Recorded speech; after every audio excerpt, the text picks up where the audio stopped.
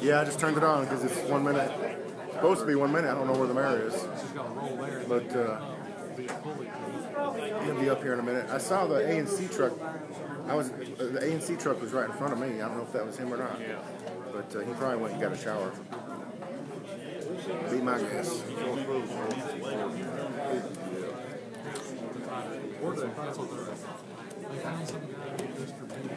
But we're missing.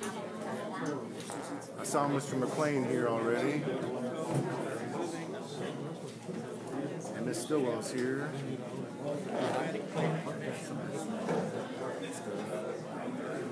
Well, you're never gonna have everybody love you, that's for sure. Well, I mean, you got to see what we're talking about when I'm We're gonna go up a little higher here. He didn't bother me. He went just people. You're not there either. He said, where it's all this stuff. No, he didn't sit on that free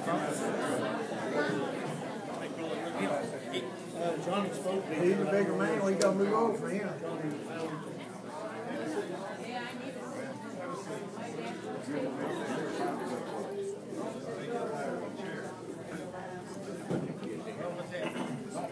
Well, Vice Mayor might have to start the meeting.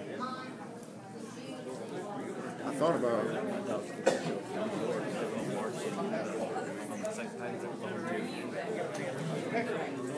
There it is. Yeah. And you have, there are times you can't get information. Still driving? No, I'm fixing to go back. I took some time off. I had my teeth pulled. Had a colonoscopy done and stuff, so probably another week or two I'll go back. I ain't looking for it fast. July. That house you got down here. Unless you don't want to keep living. You got that thing? I don't want shit. Somebody buried. Because pipe kept it working down there. He's looking for it. He's got to move out. There he is. That's what he was working for today. That's what I told him.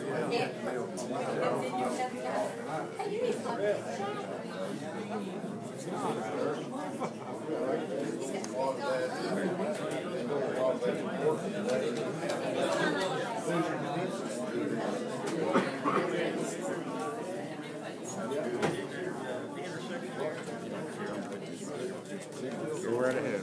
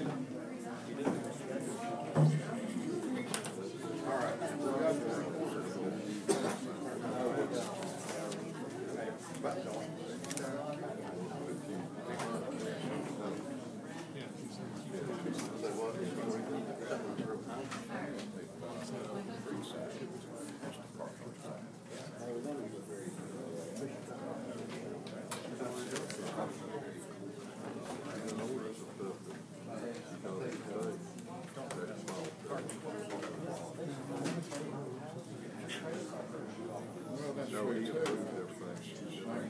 When you're straight down, when you're straight down, you get out.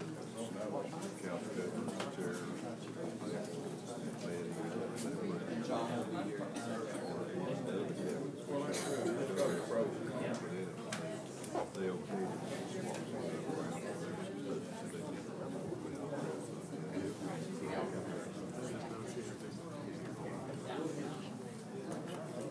Say so, who you been driving?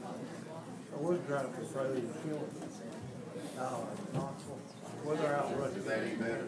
Yeah. You got a control route or you have to? Yeah. We'll get started as soon as we get the recorders up here. Report.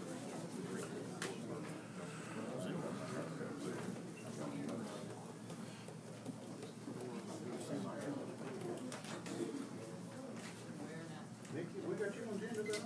I certainly hope so. Yes, I'm number 2, I think.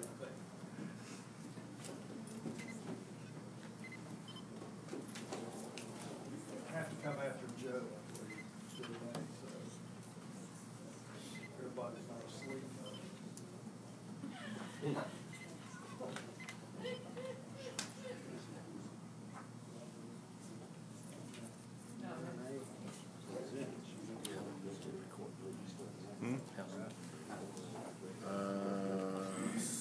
don't know if it's 76 days or 76 hours. 76 hours, 45 minutes, and 27 seconds. No, but this is like a backup. I lost my other one. I can't put this on my computer and like be able to listen to it. And, this one's stuck on this here. I had one that I could put on my computer, download to my computer, but I lost it. I need to get another one. But my phone does that. But unfortunately, I have to use it for live streaming. I can't do that. Okay, Mount Carmel Board of Maryland Alderman meeting is now in session. First thing, we're going to be conducting a public hearing. And what I'm going to do is read off each one of these topics, and I'll give a little bit of time for each one of these topics before I move to the next one, give everyone an opportunity to speak.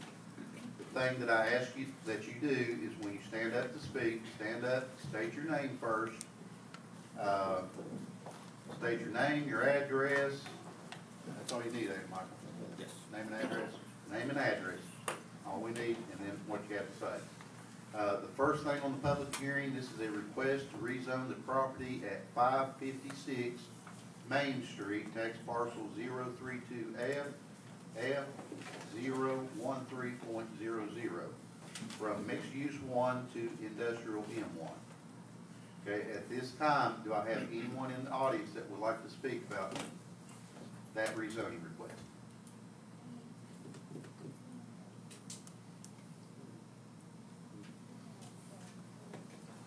Lee, that's prayer with the pledge. This we don't do that yet. This is public hearing.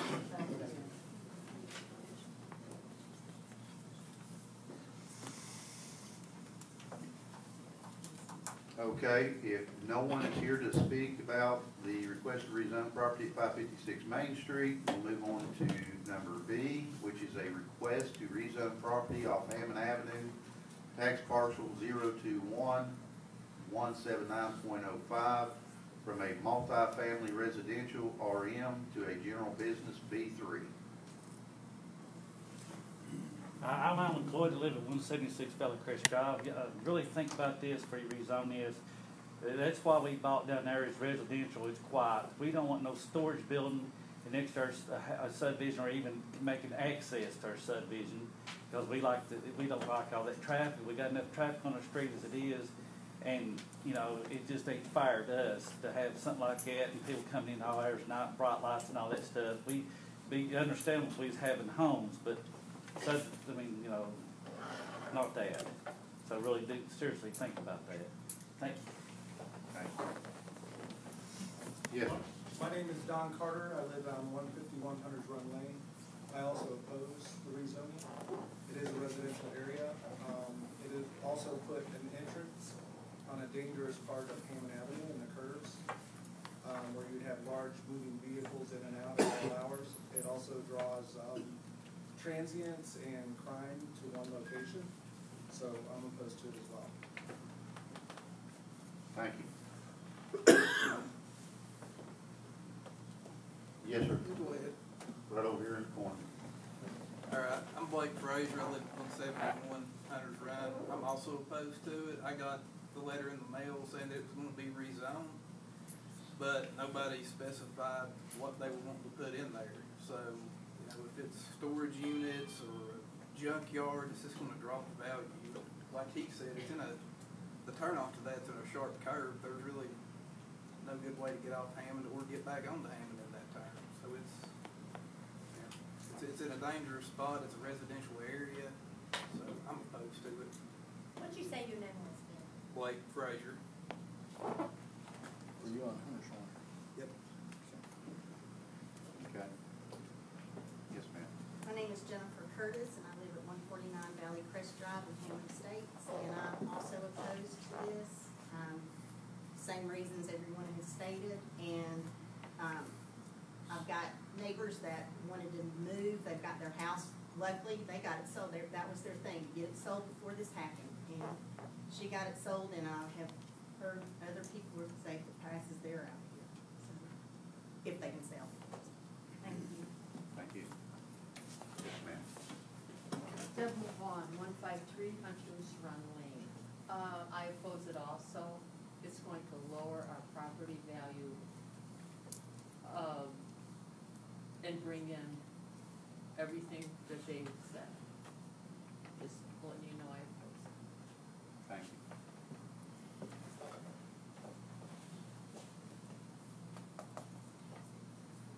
you. Okay, if there's no one else to speak on that one, we'll move down to a request for boundary adjustment for property off Boys Chapel Road.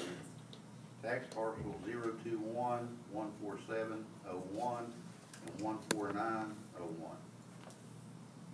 Do we have anyone here to speak about that? I'm James Wilson. I'm on the property.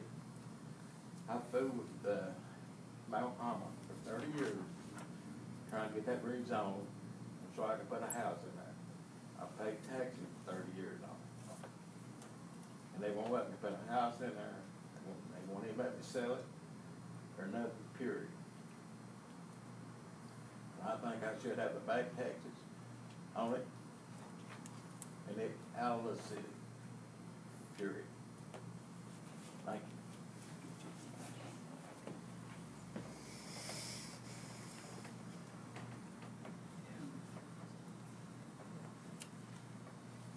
you. Okay, if there's no one else left to speak here on that, a change to the zoning ordinance to delete the requirement for the planning commission to consider amendments within 30 days of submittal. Do I have anyone here to speak about that?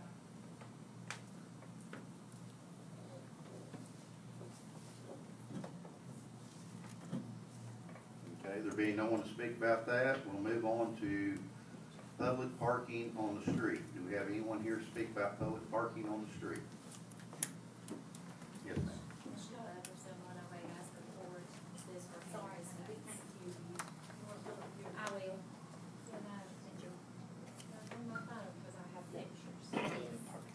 Did you hear my name? Really nervous. Don't be nervous. But anyways, this is for the parking on the streets for Hammond Estates. I'm really for taking vehicles off the streets. It has been an ongoing problem for many years, This has been a problem. This is in front of our house.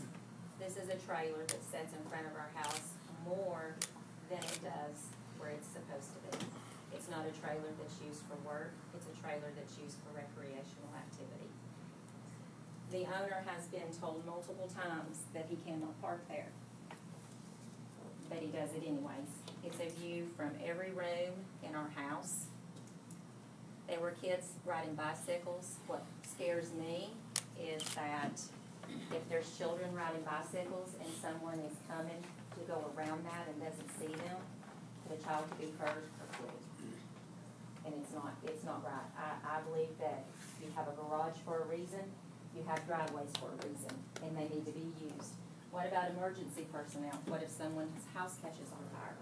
What if rescue needs to come through? How could rescue come through there with that big, huge utility trailer being set, right there in front of a house? So I really wish that y'all would really take into consideration of no more parking. Thank you. Thank you, Ms. Hutchins. And I'm Alan Floyd, live at 176 Valley Crest Drive, and I oppose parking on Valley Crest because where I live at, they double park. And like she said, about child safety, people riding bicycles, walk. I've seen people walk at 4 or 5 o'clock in the morning. If somebody's come down that hill flying, which they do, it's gonna hit somebody, get somebody hurt, emergency vehicles too. It's just, it's really getting bad. And there's one that perks it as you come up top Valley Crest and you can't see nothing, and then you get on the wrong side of the road, you're about to get hit head on. It really is a safety issue, and I really wish they'd stop doing it themselves.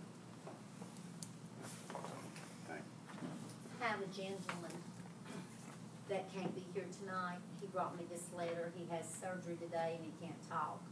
He brought me this letter. It says, a concerned citizen. As a concerned citizen, I want to report people parking on the streets of Ponderosa subdivision. A sign is posted, no parking on either side of the street when you enter Spruce Street. Cars parked on the side of the streets can cause children to be hit if they are to run out of these cars.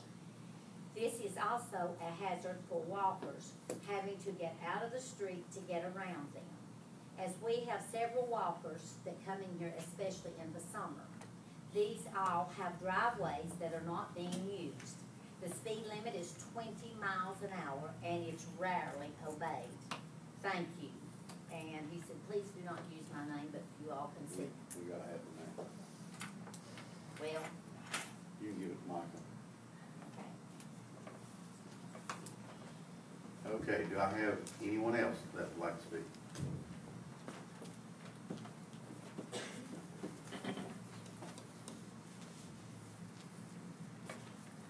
All right, if there's no one else left to speak, we'll close the public hearing and we'll move on to our regular Board of Mayor and Alderman meeting. The regular Board of Mayor and Alderman meeting is starting now, February 28th, 2019, and time 6:47. Roll call, please. Alderman Wanda Davidson. Hold on, Michael. We need to get the prayer out of the way. Okay.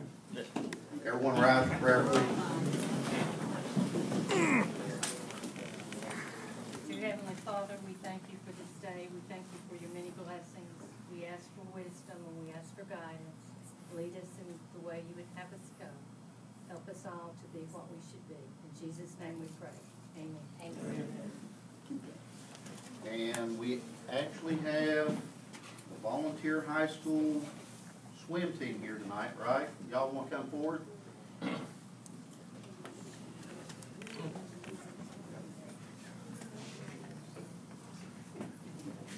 They will be leading us in the Pledge of Allegiance tonight. Go on across. Go on across. Flags right. Go ahead. You're all right. I pledge Pledge allegiance to the flag of the United States of America and to the republic for which it stands, one nation, under God, indivisible, with liberty and justice for all. While I have this group up here, I'm going to get the coach to come forward here. We done a proclamation for them this year.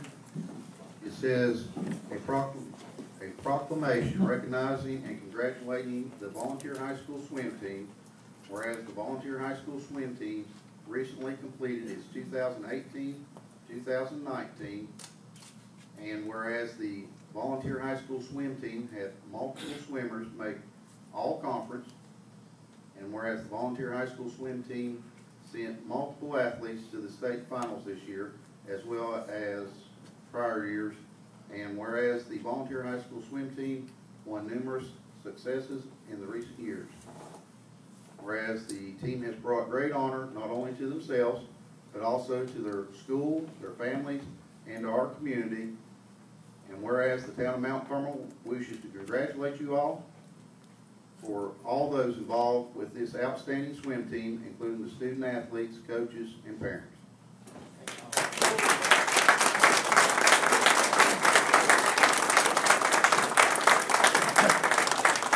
Mary, you want to come out for a picture with them?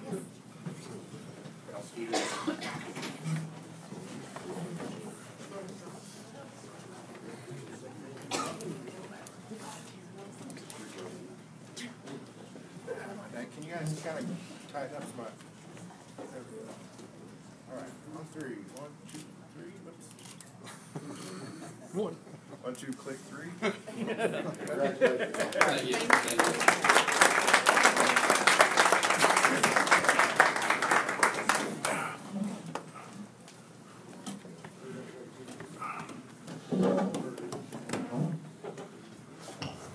Okay, now roll call.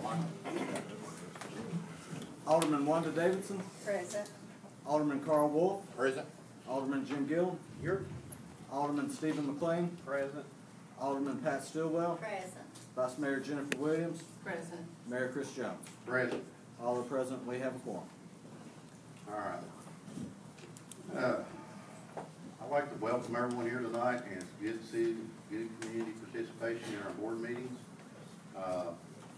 We'll be having a retreat here. We're looking at 2 Mondays from now. If it's still on schedule, we ain't got no problems. Basically, it's probably going to be one of the most important meetings that this board actually sits down and conducts, because it's going to be planning for the future of Mount Carmel. And, you know, we can't do nothing. We can't even go any further as far as getting our budgets ready or anything like that until we get the planning done, because we don't know what we got to do yet. So, you know, it's going to be one of those important meetings. We're going to get in there. We're going to hopefully hash it out and give us a direction for our community. So, you know, y'all got ideas or anything for our community, talk to these people.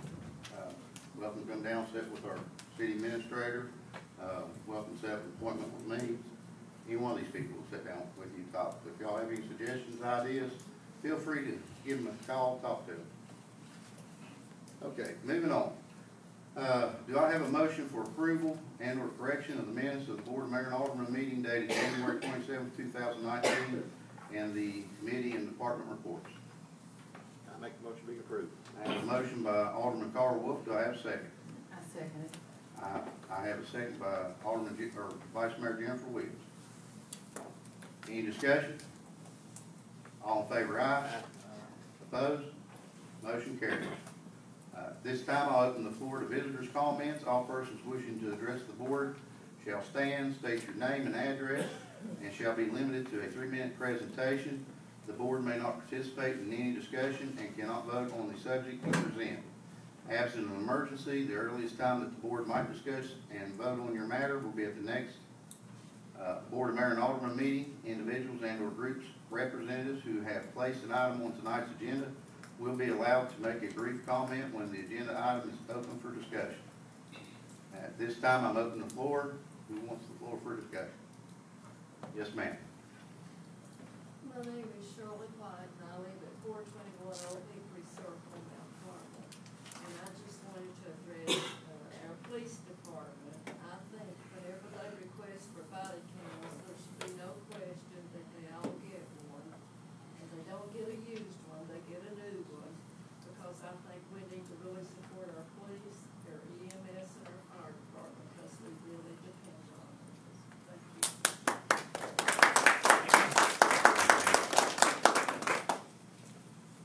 Anyone else? Yes, ma'am. My name's Melissa Napier. I live at 301 Independence. We've had a lot of issue with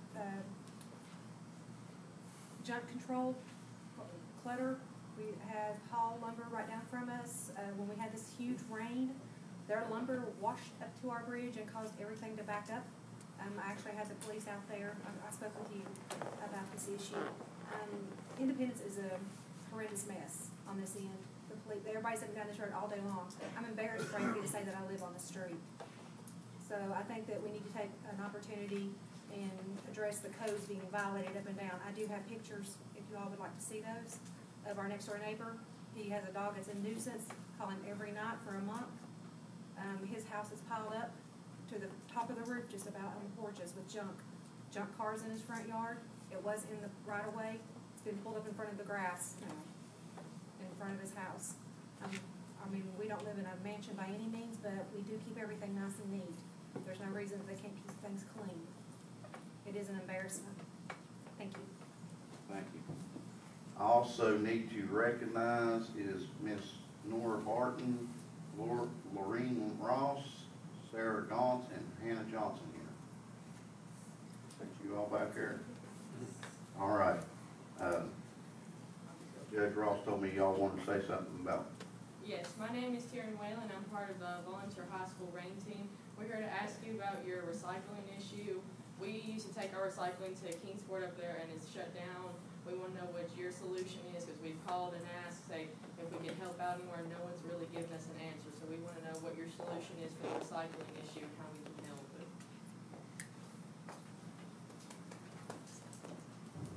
Thank y'all. So, has there been a solution? We can't comment right now, but I'll address it there for you.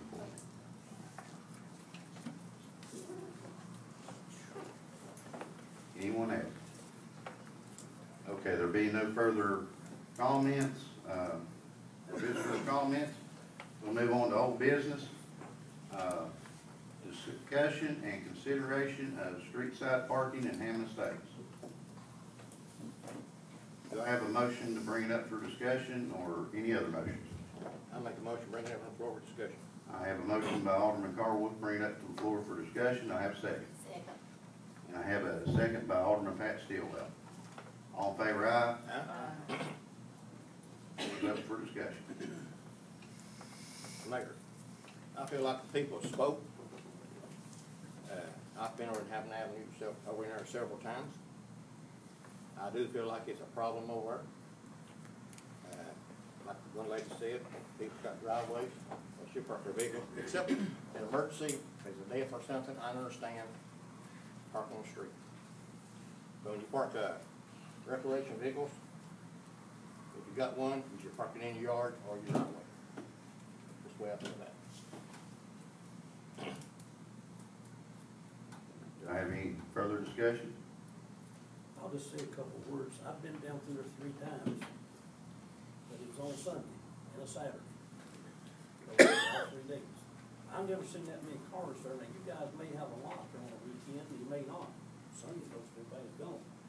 But if you go all the way over on the south side, I think it's Creekside. Is that Creekside? Creekside and Aspen's really, really bad. I can understand why people park on the street. Heck, it snowed and you couldn't even get about the driveway. Well, they should have known that before they bought the house. Hindsight's 20/20. But there's still plenty of room. I could drive a semi down through there. I don't care if they do park over there, but I don't know what the solution is. I took a video of it down through there. I don't know what would be the solution to it. Maybe somebody else got one. Well, if there's a sign up that says no parking, then if you park, are you violating that? Well, over on Creekside, you couldn't really park over on the right-hand side, which would be the south side, because you're against the embankment. Actually, the lady that spoke there just a minute ago Was on Aspen. actually lives on the lower side of the Creekside, correct? Live on Aspen. Or Aspen, I'm sorry. On Aspen, yes. On Aspen. Yes. And y'all pretty much keep your cars off the road, don't you? We have a very steep driveway. It's one of the steepest driveways in there. So we keep our vehicles in the driveway or in the garage. And I agree. If people that purchase these homes should have known this before they purchased them. I know I put salt on mine if I lived there, and I didn't know. Yeah. And then across from where you're talking about, on that Creekside, them lots are for sale. And if anybody buys them, it's gonna be a cluster. I mean, you know, 'cause them over there are for sale. I don't know what a good answer is for other than signage, and I think there's already signs down through there, isn't there? Just No one. parking. No, you have to ask him about that now. I can't. I've got one question for our attorney. What do we need to do then for our police department to enforce no parking in that subdivision? Make a move. I mean, if you place signage out there and it's violated, then they get drawn into city court. That's pretty much it. You know, Can you, this is the way I see it. I know it's got a sign there that says no parking, Right. city, or anywhere on the streets in this subdivision. they'll put the ordinance out, yeah. Right. So, that's legit as far as the no parking. Do we need to add additional signs in there? I mean, I can make sure and see. Because if we have to have a sign at the front of every street or so far, you know, place to place on each street, they could be fairly expensive, but I can check and see. There is a determine. sign, there is a sign as you come into our subdivision that says no parking on either side of the Is street. that on each end of the creek side, on each? That comes as you come into our subdivision. It's the second street on the right, if you come in the subdivision. Yeah, my thought would be Why to can't you generally, put one in the middle, why can't you put one on the start, one in the middle, one on the end? if you get a sign at the entrance to the subdivision that says no parking on all neighborhood streets, But just that should be remember, sufficient. Hammond States ain't the only one, she just mentioned one, you know. We can determine that.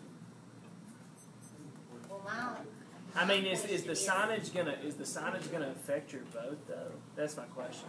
You know, if it's determined that there needs to be no street side parking, is the number of signs gonna change how you decide? Because ultimately, that's all that we're trying to figure out.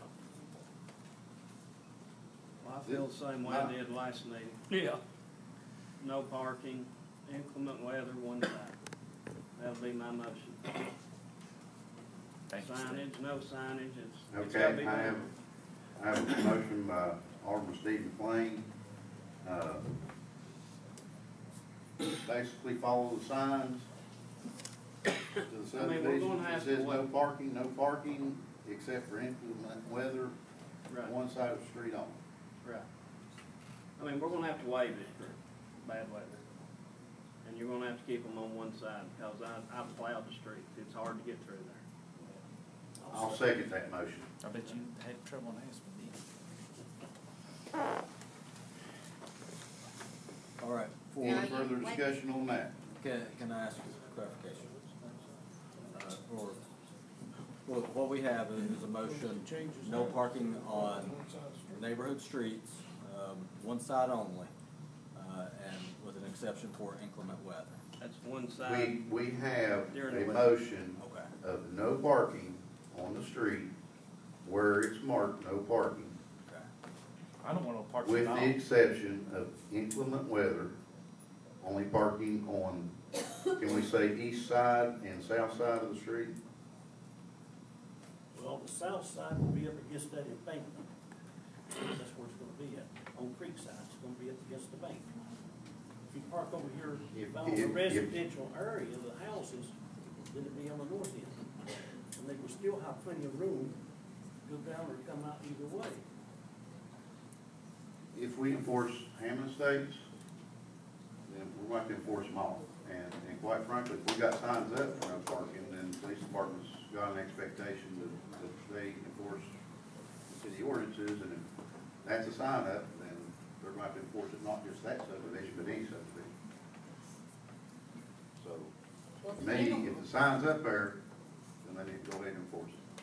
Well, a gentleman called me saying that, brought me a letter, and he said that on his street, there was several cars parked day before yesterday.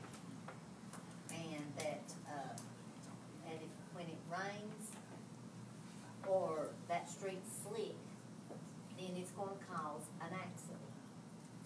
And I can see how, because I went over there to make sure in Ponderosa. So, if there's signs up, then they've gotta obey what the sign says, is the way I look at it. Mr. Murray? Go ahead, Larry. Several years ago, on the planning commission, Mr. Mays, quite aware of this, the rules were that when all this development was going on, that we allowed the developer to go from a 30-foot street down to a 20-foot street, but they had to park on their property. There was no parking along the road. Now, that's subject to a change down through the years, but that's how it used to be. Are you saying they have to go in their yard and park?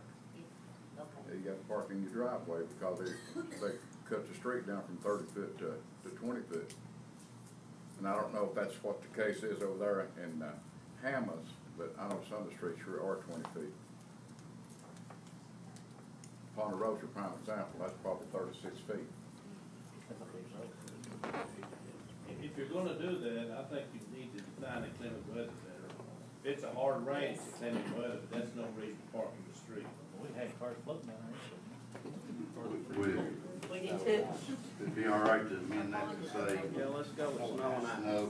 Snow and ice weather. And you know, our weather, man, you're gonna be parked out there and it might snow or it might rain. Well, it might be ice on the road tonight.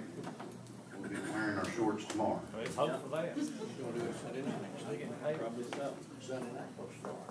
Do I have any further discussion? If it's just passed, what we gotta do, give these people a 30-day notice to make it fair to them? Oh, yeah.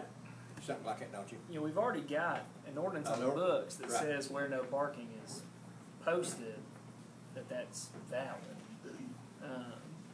You know, I think that we probably it would behoove us to probably allow 30 days of warnings to be issued.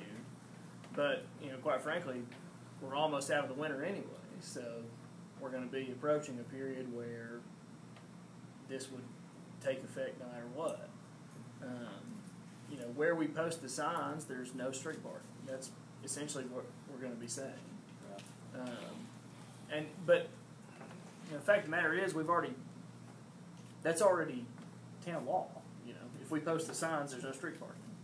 We're already allowed to do that. This is just essentially making the public aware that Hammond Estates is an area where we're planning on doing that, as I understand.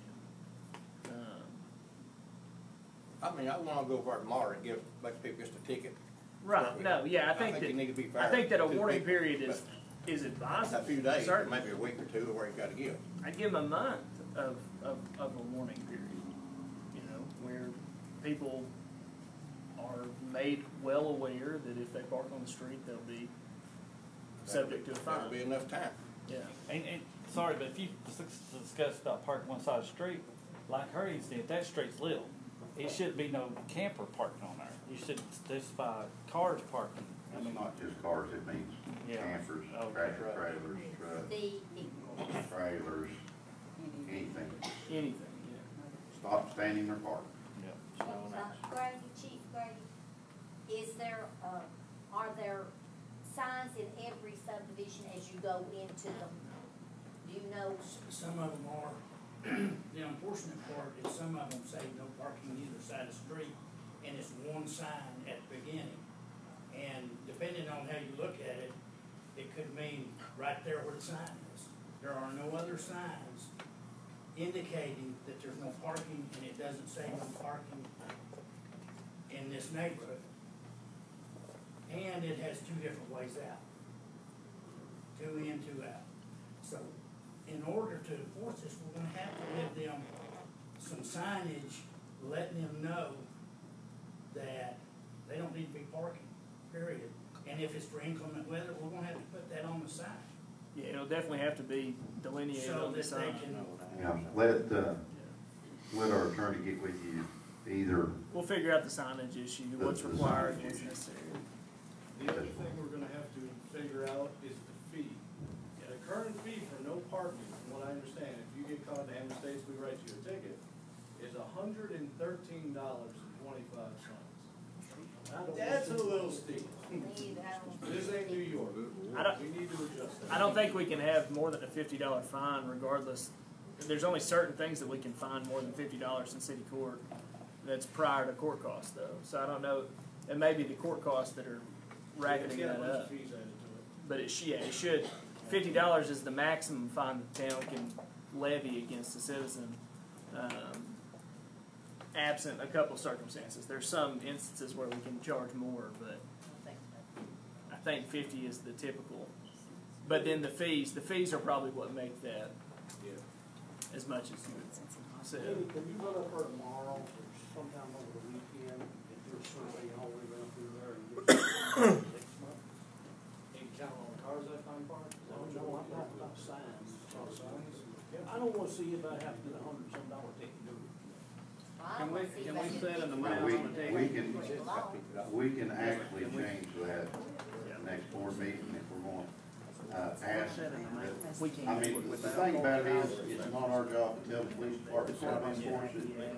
It's the police chief's job to decide on how to enforce it. I'm not saying that. Yeah, and that's fine. But, you know, we're asking him to give them 30 days, at least 30 days of warning. Okay? And, you know, technically right now, you go out there and start enforcing it tomorrow. I mean, we can't tell them what they can and can't enforce. We can figure out what the court costs are, let the board know, and then they can adjust the actual fee for the fine accordingly, so that the ultimate number is something that they're agreeable on. How about that? That'll work. Let's vote on it, see if it's gonna pass or not. There you go. I'm gonna ask him to put it on the agenda. I'm gonna ask Michael to put it on the agenda next month to adjust that. Cause I gotta say, that's way too much anyway. Yeah, I think it should be somewhere about $10 in the courthouse. Are we gonna designate which side of the street they park on? Because the only problem I see is if we say park on either side, we get to the point we show up Hamlin Estates, there's a car on one side of the street, there's a car on the other side of the street. So now we talk to both people are gonna argue they were there first. So how do we correct the problem? So park in the house. That's why I agree with you. That's what I'm with too. Yeah, it's no parking at all, just. Cause we got blind spots in the subdivision, if they're parking, I can't see them. No parking. When no parking sign goes up, no parking. And inclement weather, I think we've all seen it. We've seen them park in the middle of the street before. The main roadway. Really? If you can't go, Okay.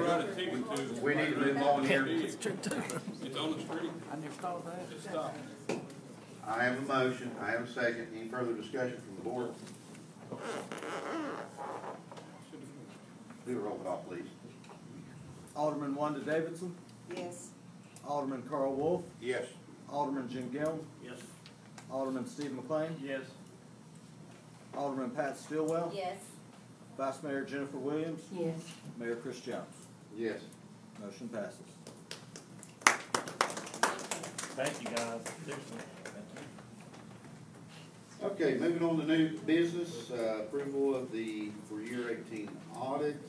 I need a motion to approve it or not approve it in a second, so we can get it on the floor for discussion, and then I'll allow Mickey to speak to us.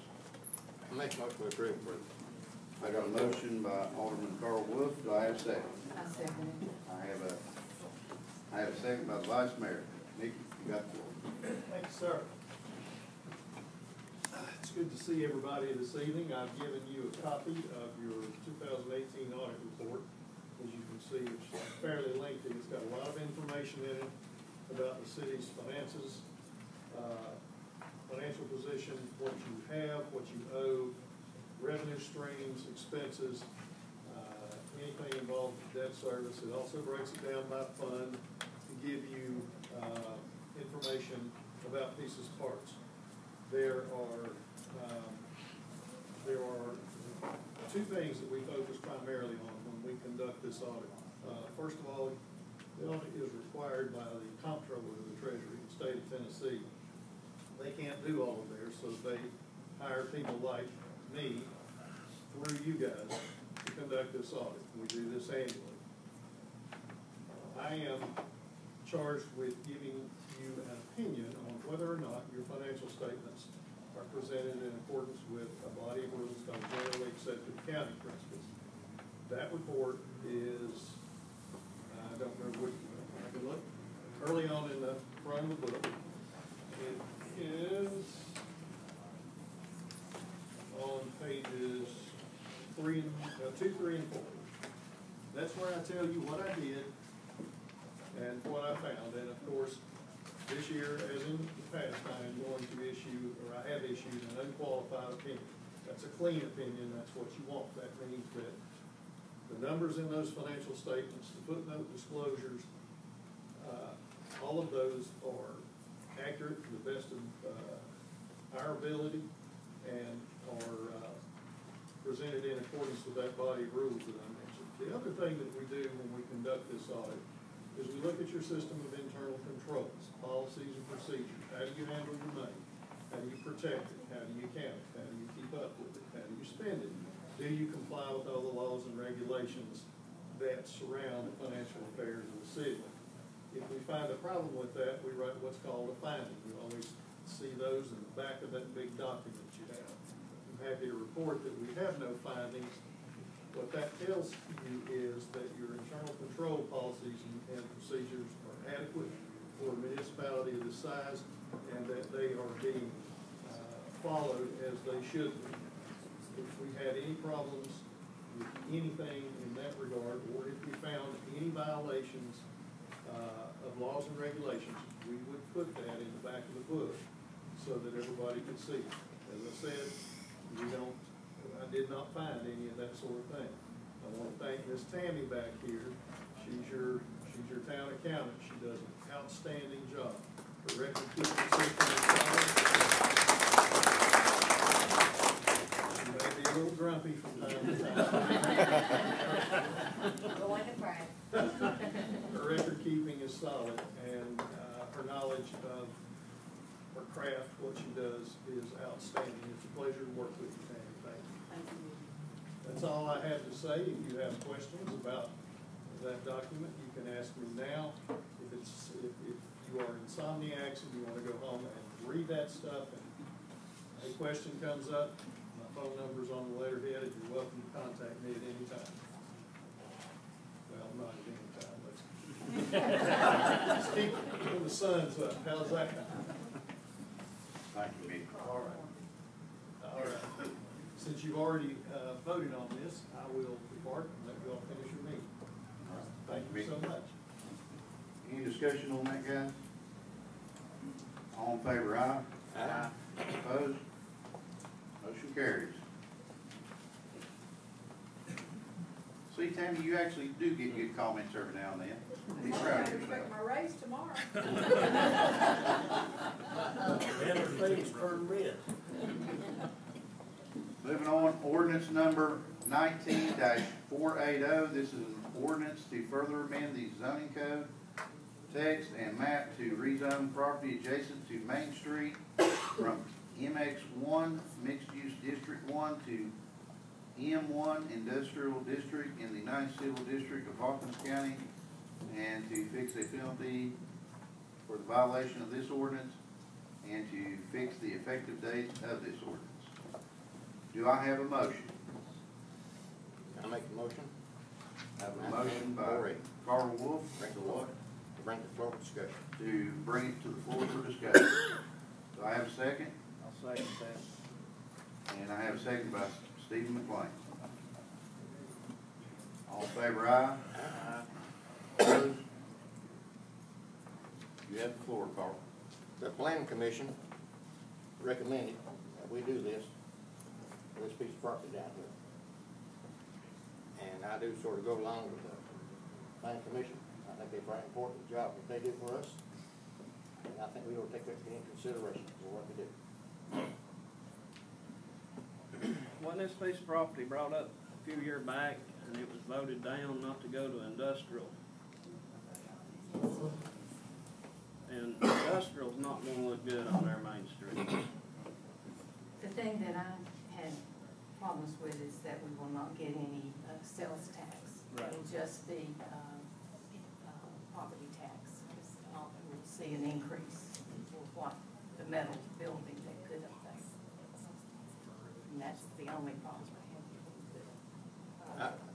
I believe this was brought up in the planning commission. It was. It had been sitting on the book for a long time. The price was really high. They did drop the price down, well, I understood the planning commission say. That's the reason they got a person interested in developing it. Right. What means that won't entice somebody to put something in to That is correct. I'd like to make a motion, we leave it as it is. I'll second that. Okay, I have a motion by Stephen Swain to leave the zoning as it is. I have a second by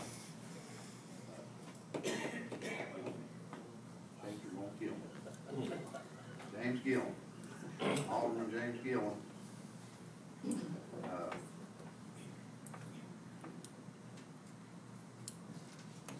need to go ahead and finish the discussion first. Mayor Jones, may I speak? My name is Justin Stacy. I live in Churchill. I am the one interested in buying the said property to put my business on it. Currently, I rent property in Churchill. I have a PhD in engineering. I do engineering design and fabrication work. Big customers are Eastman, some foundry work in Chattanooga and Knoxville, all across East Tennessee. On that property as well would go a business basically doing wholesale furniture for cabins in Gatlinburg. So those are the two uses. I do have some sales tax income, but it is very low. Almost everybody I deal with is tax exempt because it's going to manufacturing or design work. So I just want to give you guys kind of a heads up of what business is looking to buy that property. It's less than 200 and some feet from the JTH building right across the hill in Churchill, which has been a $250,000 piece of property because it is industrial and is also a major employer in the area, and we are looking to grow into that. So just wanted to give you guys kind of an overview of what company's looking to go there and consider that in your consideration.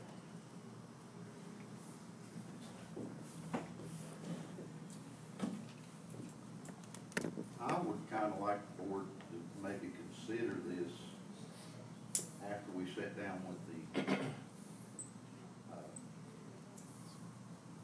long-term planning, so that we can make a determination on what exactly in the areas that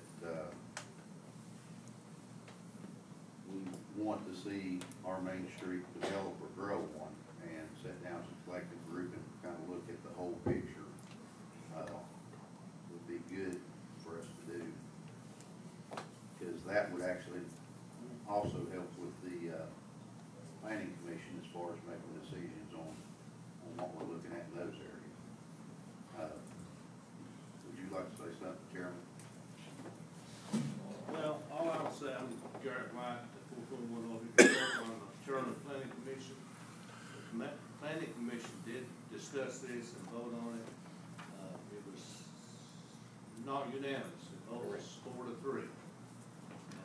We had some concerns about it, but the Planning Commission did vote to recommend it, and that's what I'll say about it. Mike, Mayor, can we not table this until we find out more about this? Robert's Rules of Order, can we table it from this point, or? Well, you're gonna have to either have the motion withdrawn or vote on the motion and then vote on it. Okay. Let's vote. Yeah, you're gonna have to vote to postpone it anyways. If, We keep putting stuff off, we ain't never gonna get nowhere. all right. Michael, roll call, please. No, what's the motion? Okay, if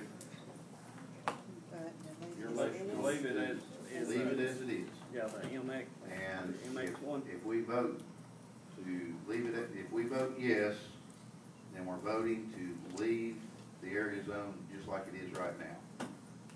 If we vote no, well, honestly, it still don't change anything because we'd have to have a motion for it to pass.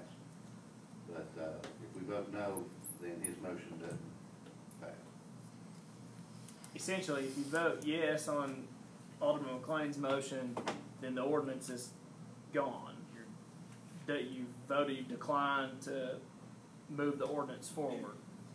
If you vote no, then you can vote to postpone and bring it back up at a later date. Does that make sense?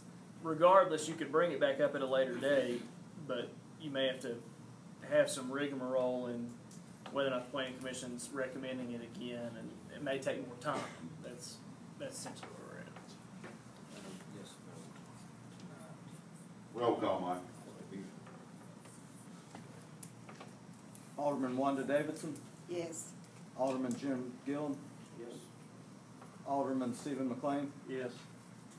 Alderman Pat Stillwell, Alderman Carl Wolf, No. Vice Mayor Jennifer Williams, Yes. Mayor Chris Jones. No.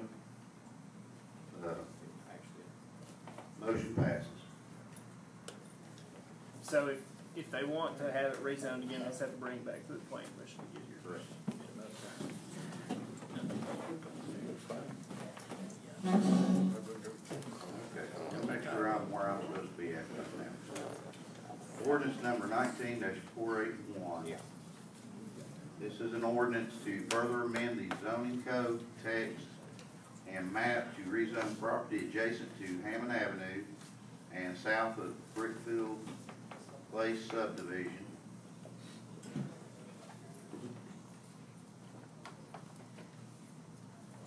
from an RM multifamily residential district to a B3 general business district in the 7th Civil District of Hawkins County, and to fix the penalty for violation of the ordinance and to fix the effective date of this ordinance. Do I have a motion? I make a motion to bring to 1941 to floor for discussion. I have a motion by Carl Wolf to bring the motion to the floor. Do I have a second? I'll second that. I have a second by Stephen McLean. All in favor, aye. Aye. Those for discussion. I got a question. Brookfield Place. Brookfield Place. Where's Brookfield Place? Hunter's Run Lane.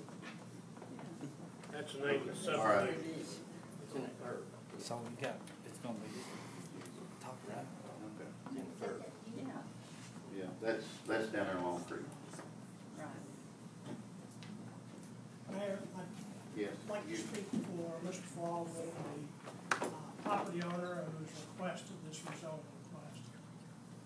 You got the floor.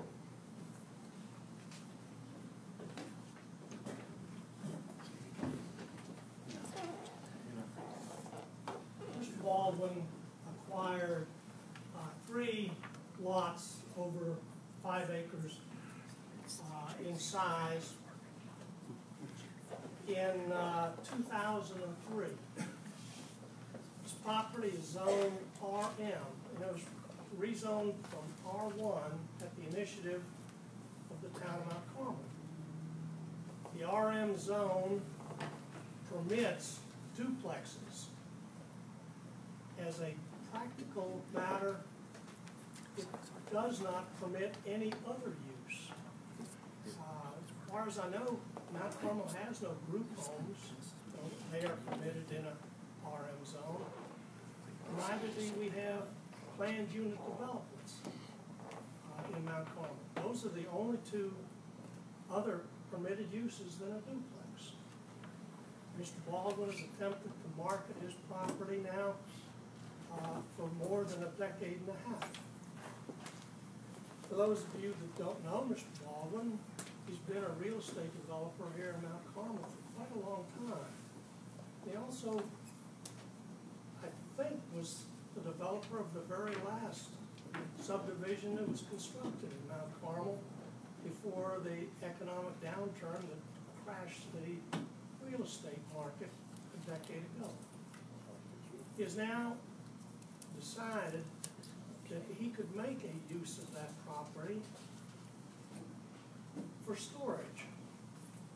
These complexes are becoming more and more common in our area. There's one in Mount Carmel, on Dover. There's one in our neighboring city at Church Hill, in front of the Indian Ridge subdivision. And there's one in our neighboring city of Kingsport on the Netherland End Road. These storage facilities are becoming almost a necessity. This board has discussed parking. Well, some of the subdivisions in Mount Carmel have subdivision restrictions that prohibit parking your recreational vehicle, parking your camper, parking your trailer, boat in front of your property, or in fact anywhere on your property. Where are these people parking these vehicles? this would be a facility that would permit parking. Really? It is a relatively small proposal, 30 units at this time. But it's an investment of approximately $250,000 that would be taxed at the 40% commercial rate. The property on Hunter's Lane, for those of you that may not be familiar with it, is single-family residential.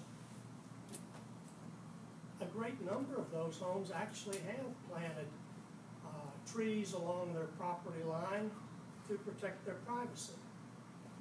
Mr. Baldwin has determined that he would plant a vegetative barrier, trees, evergreens, to screen his facility from the neighbors. It's my understanding that one of the issues that was brought up before the Planning Commission is that this is spot zoning. I would point out to the board, and your attorney can advise you on the matter, spot zoning is not per se illegal in Tennessee. It is in some states.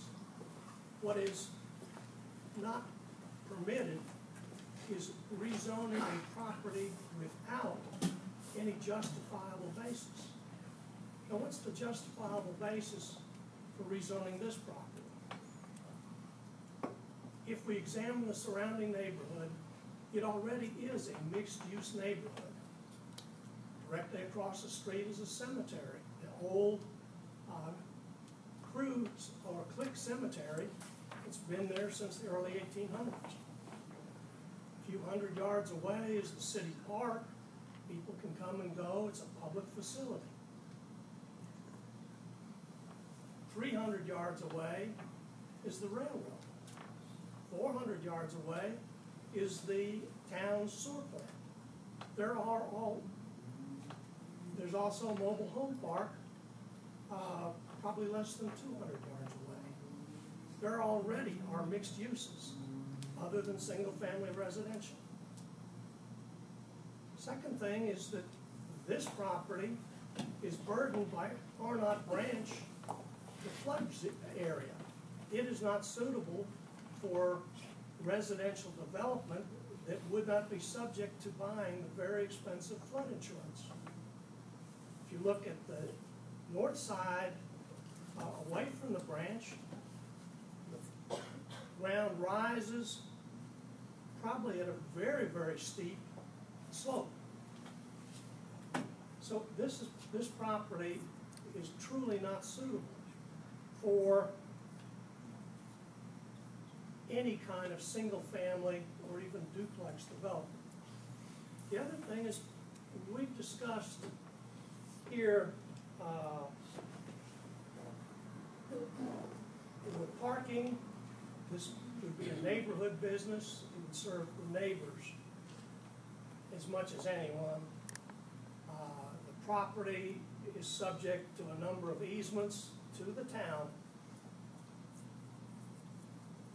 And there is a justifiable reason for making a change in this zoning. It would permit the property owner to achieve some economic use of his property that he is being denied at the present time. I'll answer any questions that the board may have. You talk about the property right there on top of the hill, all that blank property down in there? There are several properties there that are vacant.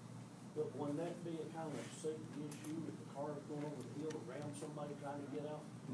Well, the entrance to that property is on a planning commission approved location. The planning commission approved that entrance when it approved the subdivision of the Cruz Sensible property. That's where it was chosen by the town. Are they going to fence it in? I'm sorry? Is the storage area going to be fenced in, trash control? It would be both. For a little while. What do y'all know about that? Is that an actual safety hazard on Corporate Hill? It's a safety hazard at Oak Street.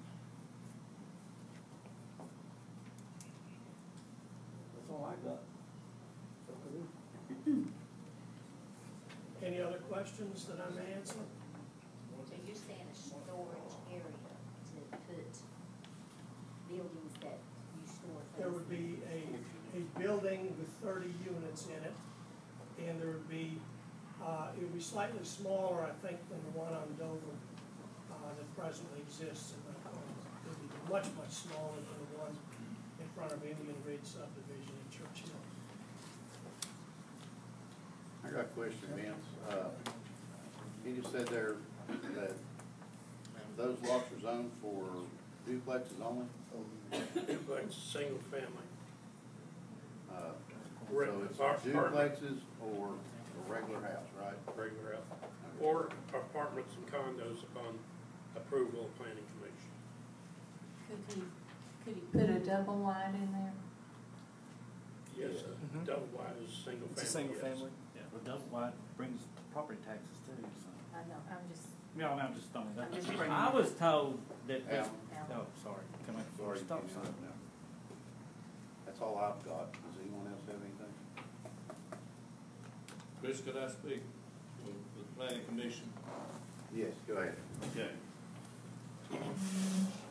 Planning commission, brought this up last meeting, and, there was quite a bit of discussion. We had several of the neighbors there, and all of them were against the, change in the, zoning.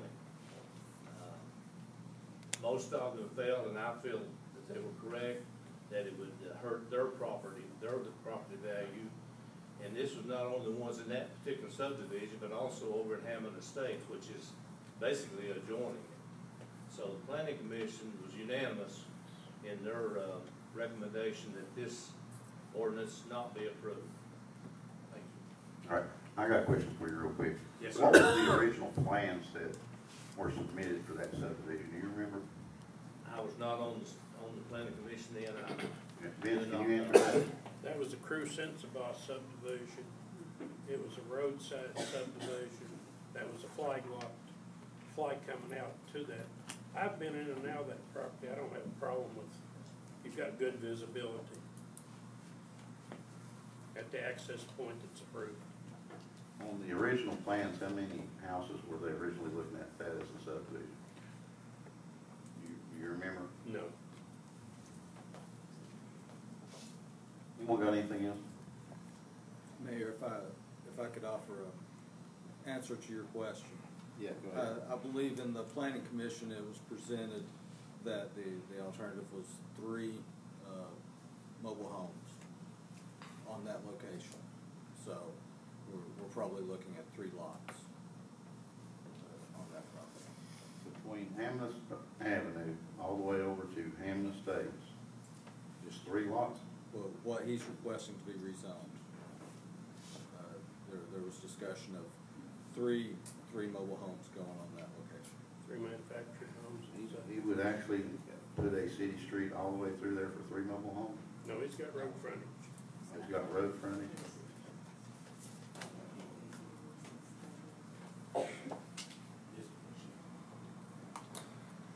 If there's nothing else. Thank you. I'd like to make a motion to uphold the planning commissions. I have a motion by Alderman Steve McLean to uphold the planning commission's recommendation of not approving this. Do I have a second? Second.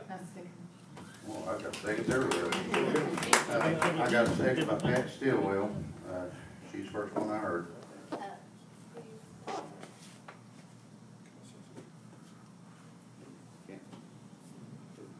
Speaking time's done over, I'm sorry. Roll call. Alderman Wanda Davidson, Yes. Alderman Jim Gill, Stephen McLean, Yes.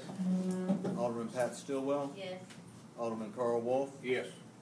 Vice Mayor Jennifer Williams, yes. Mayor Chris Jones. Yes. Thank you, guys. Okay, ordinance number 19-482. This is an ordinance to further amend the Mount Carmel Municipal Code by removing the sentence in Title 14, Chapter 15, Section 14-1502 that calls for automatic planning commission approval if an item is neither approved nor disapproved in 30 days after submission, and to fix the effective date of this ordinance. Give me a little bit of clarity on that real quick. What we're doing there exactly. Right now, the zoning ordinance has a provision in it that says when a request is submitted, like these rezoning requests, that the planning commission has to consider them within 30 days. The planner researched the law and found out it's not a state law. Don't know why it's in there. It's been in there forever, as far as I know. It does handicap the planning commission if there's inclement weather, if you don't have a quorum, and if someone would submit it on the first day of a period after a meeting, it's 31-day month. You know, just a calendar could get you to where you'd have to have a special call meeting. This relieves that requirement. Thank you. Yeah, this requirement's just not great, honestly. Do I have a motion? Yeah, I would make a motion that we approve that. I have a motion by Vice Mayor Jennifer Williams. Do I have a second? I have a second by Alderman Pat Stillwell. Any discussion?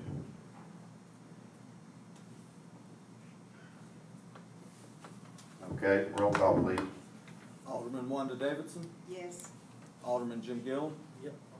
Alderman Stephen McLean, Yes. Alderman Pat Stillwell, Yes.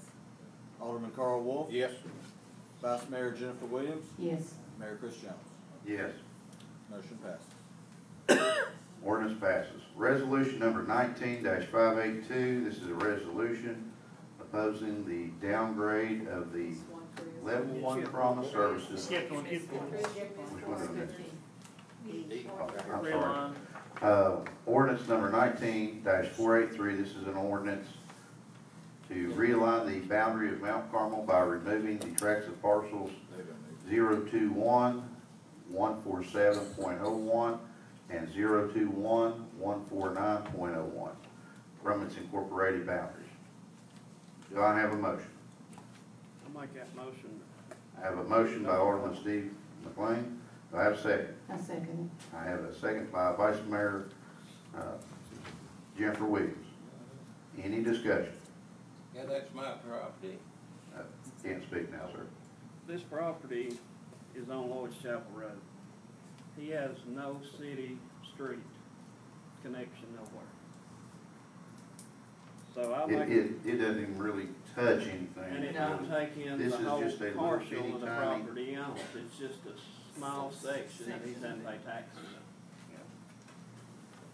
I don't know whether we are allowed to reimburse any city taxes or not. We can. So I'll make a motion to take this out of the city, realign the boundaries. It's no benefit to the city, and he gets no benefit from the city. Is there any further discussion? Can I say something? All right, roll call, please. Alderman Wanda Davidson, Yes. Alderman Jim Gill, Yes. Alderman Stephen McLean, Yes. Alderman Pat Stillwell, Yes. Alderman Carl Wolf, Yes. Vice Mayor Jennifer Williams, Yes. Mayor Chris Jones. Yes. Motion passes. Okay, resolution number 19-582. This is a resolution opposing the downgrade of the level 1 trauma services at Holston Valley Medical Group to a level 3. The closure of the neonatal intensive care unit at Holston Valley Medical Center and moving the Kingsport Hematology Oncology Outpatient Cancer Center. This resolution encourages Valley Health to reconsider and reverse their decision. Do I have a motion? I make that motion. I have a motion by Vice Mayor Jennifer Williams. Do I have a second? I'll second that. Any discussion?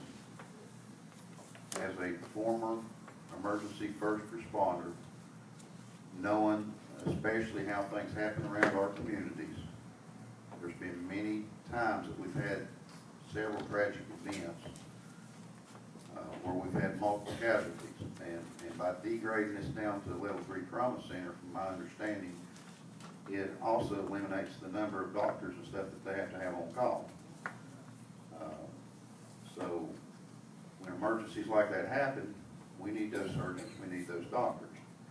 We've got some of the most dangerous chemicals, some of the most dangerous explosives in this area. I also travel a lot to Johnson City, and minus having a whole fleet of helicopters, I don't see how we could transport that many patients all the way to Johnson City on Interstate 81, because most of the time you can't even make it yourself. That's about all I've got to say on that discussion. Mayor, let me say one thing here, Ken. I don't like them moving it. I've had cancer. They done a good job over up here with level 1. I think it'll stay right there where it should be. I mean, they're gonna change it regardless, but I just say, I wish they'd keep it like it is. Because cancer's rough.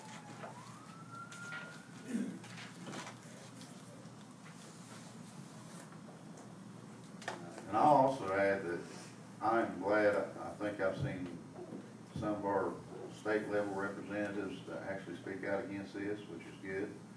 And I'm glad to see our county speak out against it. Glad to see Churchill, our neighboring city, speak out against it. I'm glad to see all these people standing up and making a stance against it. All in favor say aye. Aye. Opposed? Resolution carries. Okay, discussion and consideration of police cameras. Michael, you want to bring us up to date on that? Well, what everybody should have in their packet is the latest quotes for the police cameras. These are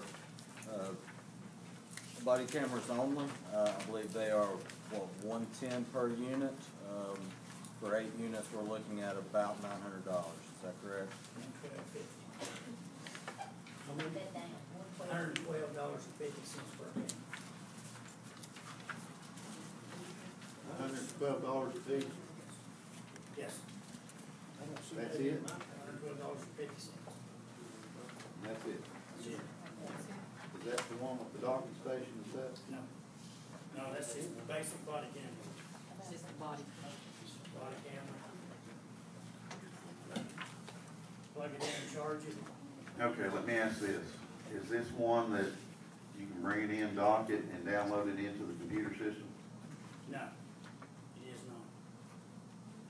Why are we going? I thought that's what we're gonna get. I was asked to find the cheapest cameras, I found them. I hate to say it, guys, but I'm gonna tell you from experience, we do not need the cheapest camera.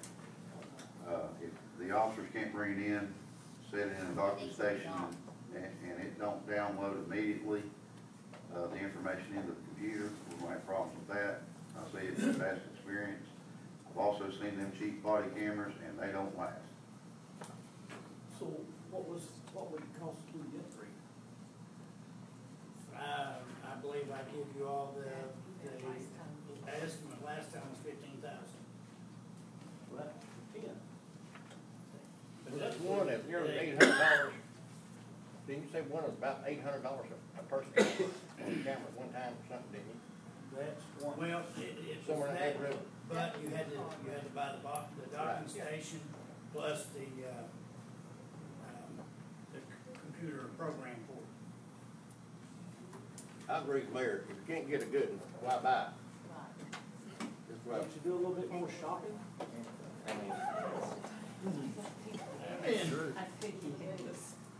I mean, we can shop all day, but you need to get a good, you're gonna get one. I think we need to protect our policemen and have, because with everything that's happening in our nation and all these policemen getting shot, and even in Sullivan County, we had a policeman shot, so I'm just saying, we need to protect our policemen. I agree. Well, that one I talked to you about that is the 180-degree or whatever. I did not get a price, but it's gonna be a lot more expensive than the 15,000. What about the one I gave you from Dean No, Churchill Police Department never did get anything back from me.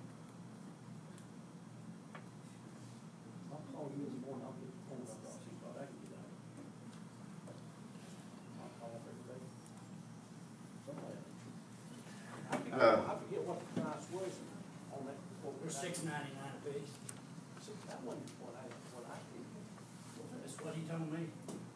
Michael, do you think you can get with Grady and try to get us, take a look at everything, make sure what we get back here, at least military spec, and, get us some comparison prices?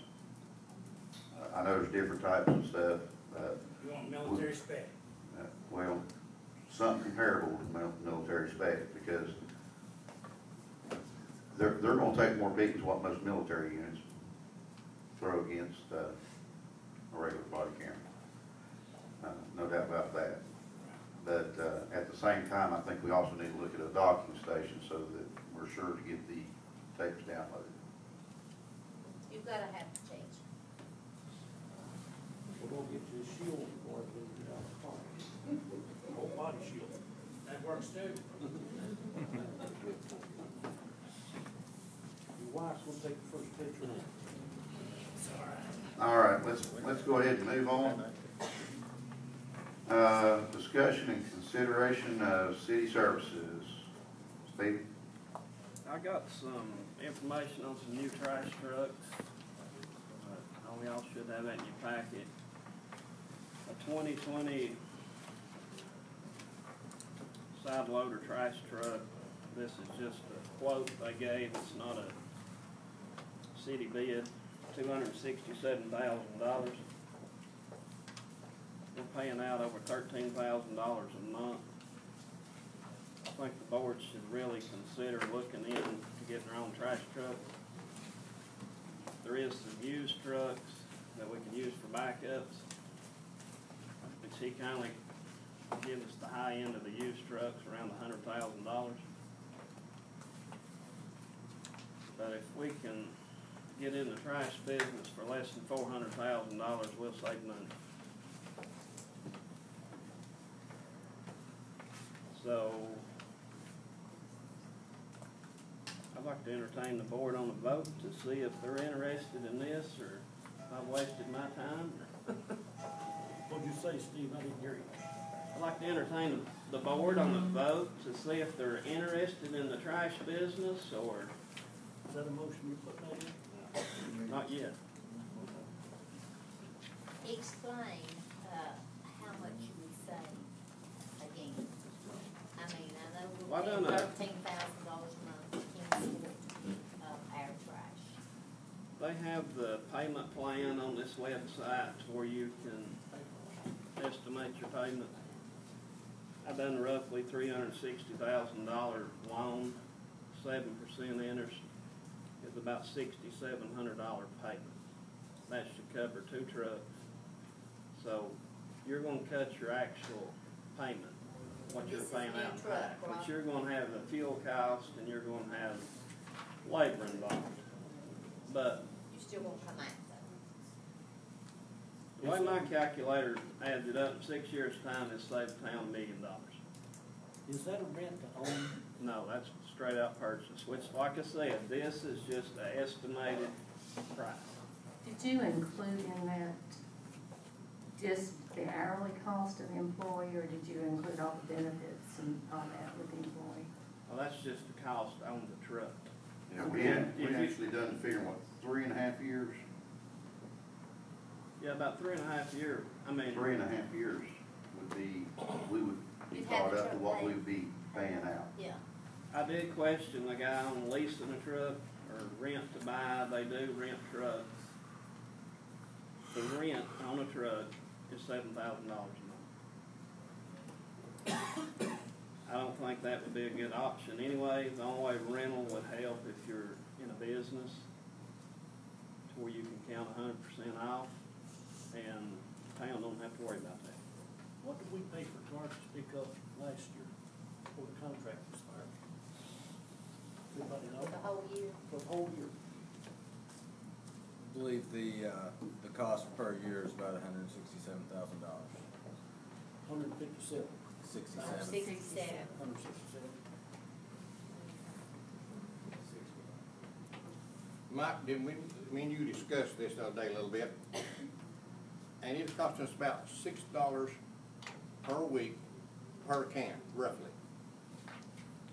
And to me, anytime you can contract something out, I think you're better off. I mean, he's got a good idea, don't get me wrong. Because then, where are we gonna get our help to run these trucks? If we take them from the city garage, that means these boys ain't gonna undo now. You can hire one person. This is a one-man operation. It takes 2.5 days to pick up the trash in Mount Carmel. I mean, he's got some good ideas, and you can look at it both ways. At half a day. The way I it's look like at it, Christmas as when a there's lot of business, I trash. used to, I'd run my own business. Anytime you can do it in-house, you save money. I don't like going in debt, $400-some thousand on town Mount Carmel. Loans are hard to pay off. We've been doing this on different things, on the sewer, trucks. It's hard to pay them loans off. Well, you're gonna pay them out on streets. Well- Don't ruin these streets. Well, the trucks would be the same weight, Well, you know, when not you do, necessarily. they're gonna weigh the same. That Kingsport truck's packing about 40,000 pounds. Now, this truck will do the same thing. Yeah, the truck would do the same. So It's you're a gonna- tandem axle too, I mean. I mean, there's nothing wrong looking at both ideas, I was thinking. Well, But you'd have that truck paid for in 3 years, right? 3.5. Is what you're saying? It's according to how you set it up, according to what kind of payments you want on it.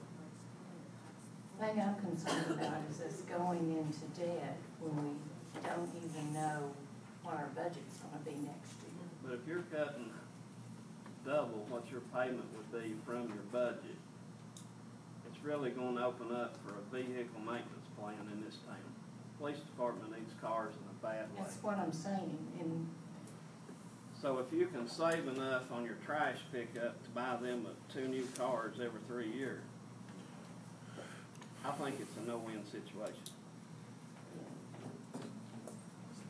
Win-win. I think, Michael, if we can do this, let's have a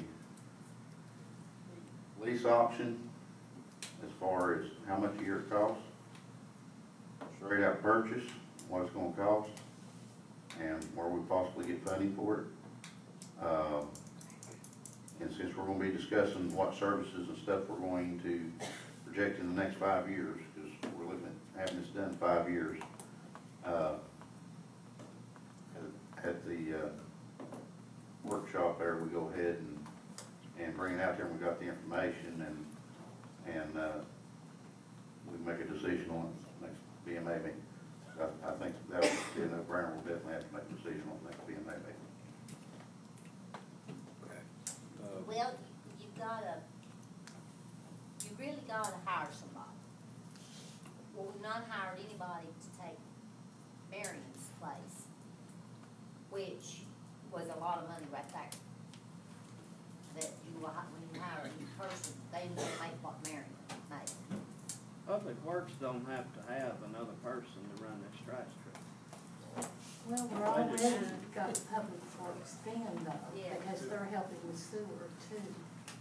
They're relieving over there, so. I'm I just- mean, I've worked Public Works, I know. Them guys can go to work. You They might sure have have to worked hire with part-time this summer, past one week, person, the part-time summer to help mow.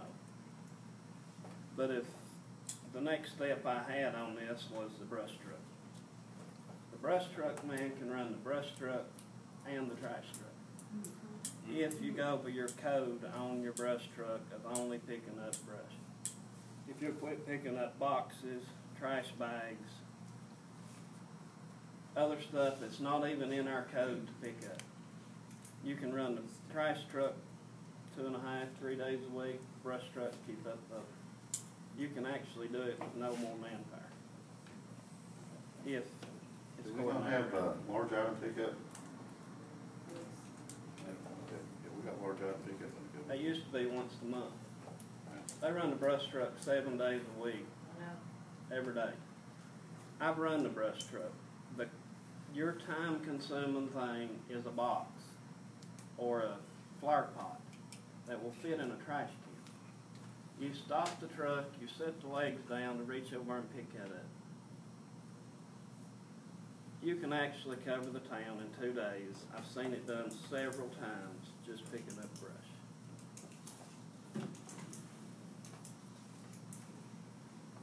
I would like to see us defer this to the workshop, like the mayor suggested.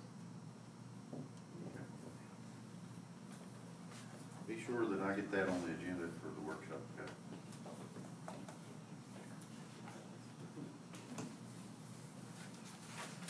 I got one more thing on that. That's on this recycle that the ladies had mentioned. I've done some research on that. The only place that the town of Mount Carmel can take recycle is Lakeview area. It's 32 miles one way. I talked to the guys at Public Works. It takes 2 men, 8 hours to take our 2 trailers off. My calculation on that wage-wise is $384 we got invested just in the wage of doing this recycling. Churchill's has put theirs up. They quit doing it. Town of Bristol's quit. Abingdon's quit. I think it's too much expense. I used to recycle a lot. It is a handy thing, but when it's costing the town more money than it's actually worth. They have to grade the plastic down there. They did it at Kingsport. They take no cardboard. They take only aluminum on the can section of the trailer. And I don't think our trailers are roadworthy to make that trip many times. So I'd like to make a motion that we cease recycling till we figure something out on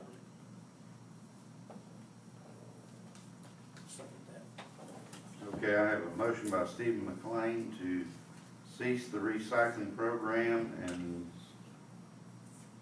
till future decisions made on it. I have a second. I have a second by Alderman James Gill. Any further discussion?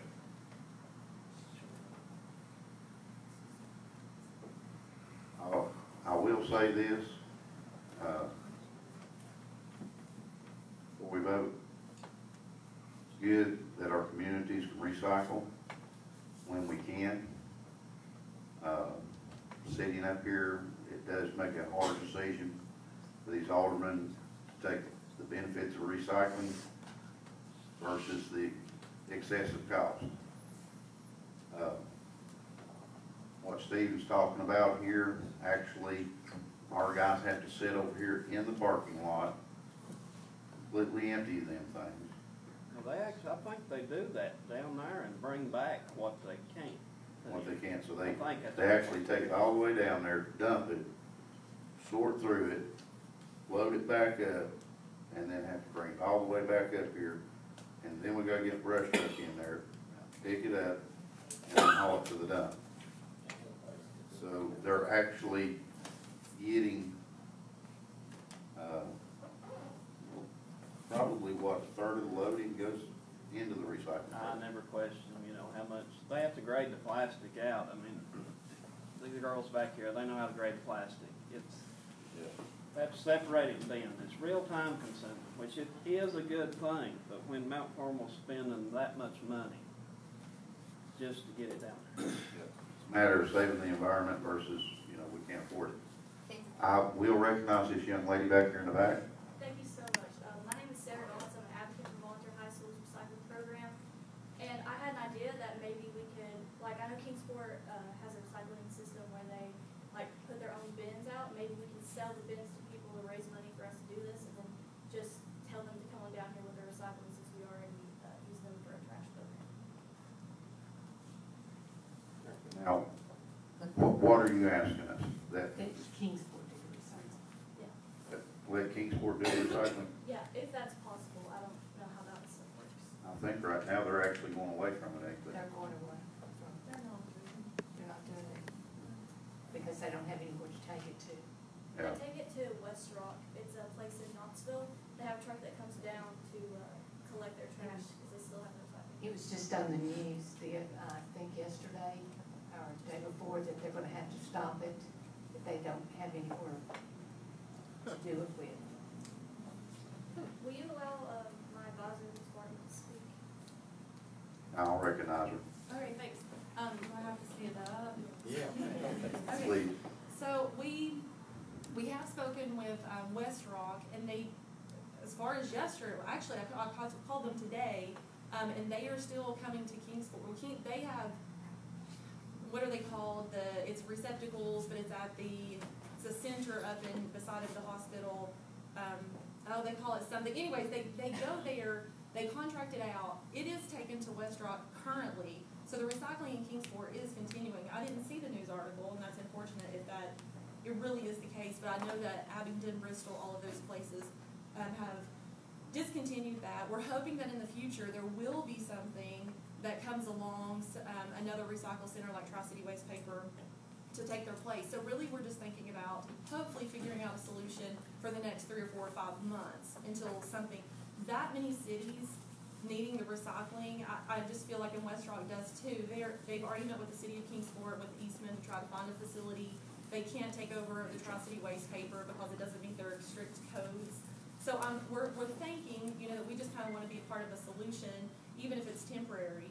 And I think that what Sarah is trying to say as a solution for the money problem, and she came up with that idea on her own, which I think is amazing, to offer, as Kingsport, if they are continuing to recycle, could we offer for the residents of Mount Carmel to purchase a bin that's separate than the actual trash pickup, and see if Kingsport would be willing to come and collect that and take it to their center up there as well. And then that would offset the cost, because they have, the residents would pay whatever small fee if they were willing. Obviously, it would be on a willed basis, because it's unfortunately a dying business in our area, and might even be internationally dying because China is no longer accepting plastics. It's just a huge problem, but we definitely don't want to take steps backwards when we could be a part of the solution, moving forward.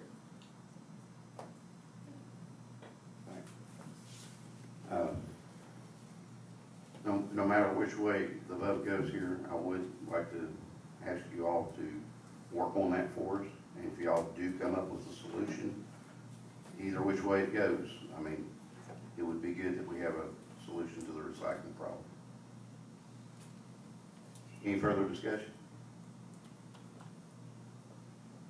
Roll call, please. State what we're doing. The motion is to do away with the recycling program for now until any future developments come up.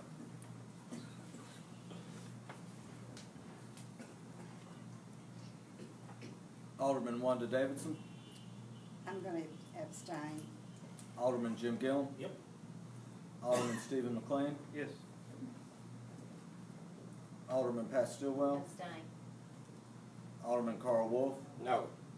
Vice Mayor Jennifer Williams. No. Mayor Chris Jones. Yes. Is that a tie? I think that even kills it, because I don't have. More people.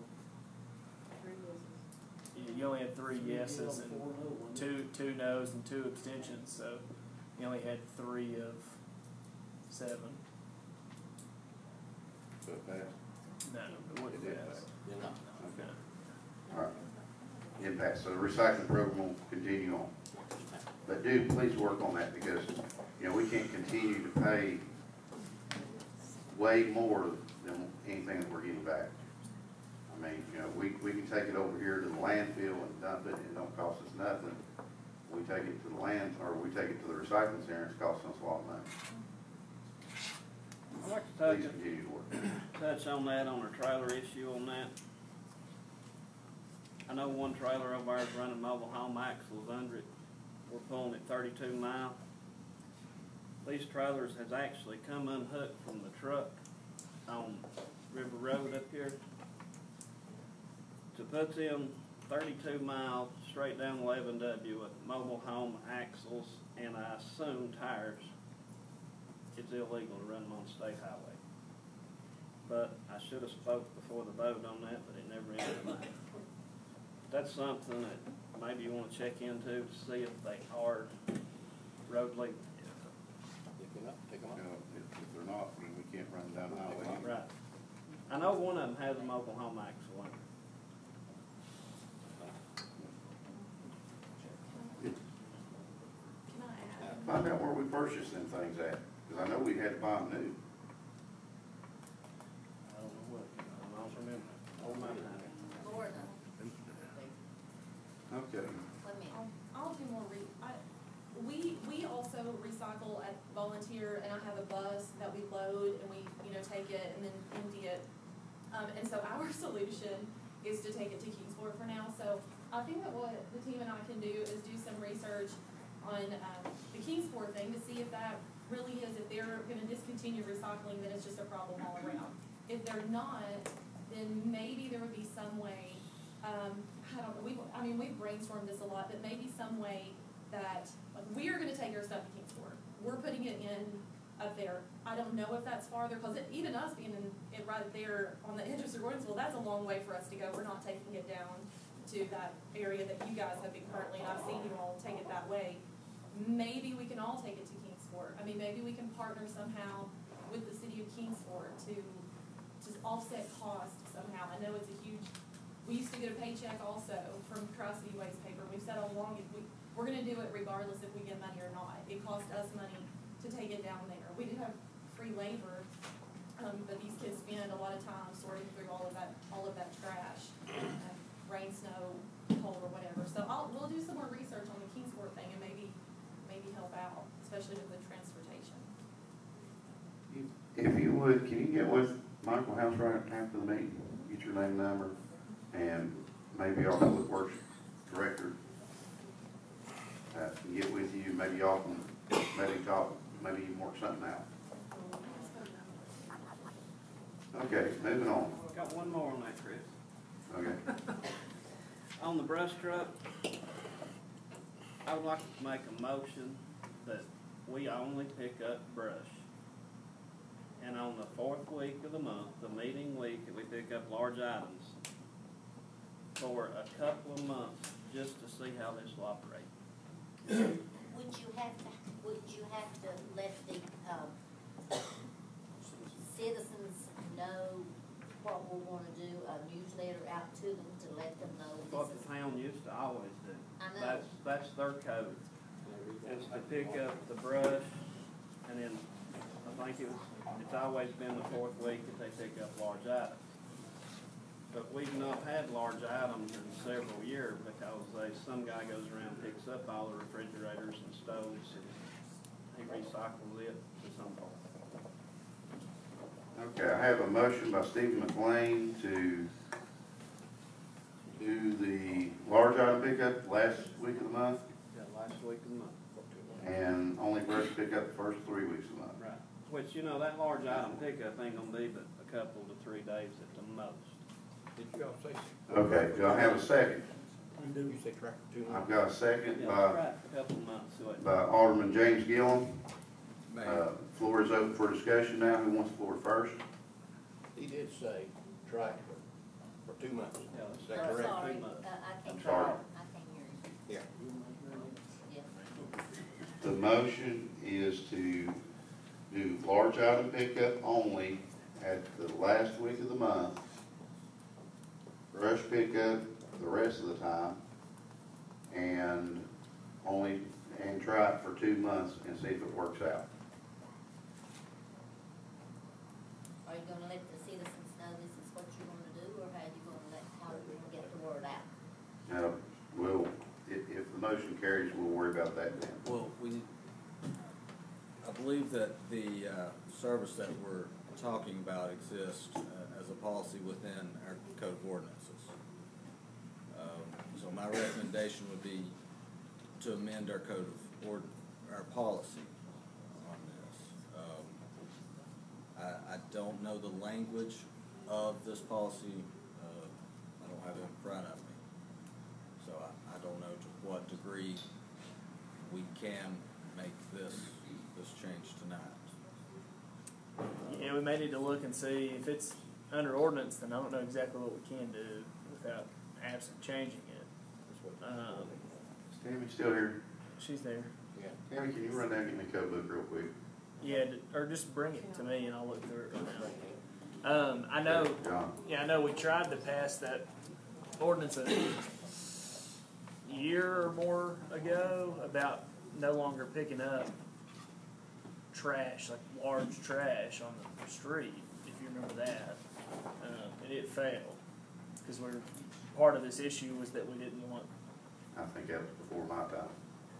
It was probably before you're mayor. Before I was mayor. Yeah, I know the planning commission put it forward. It was about, large trash pickup, and about how we didn't want to have, construction waste, things like that, but then also appliances, anything, too big to be picked up easily and put in the trash truck. You don't need to speak up if you want to speak.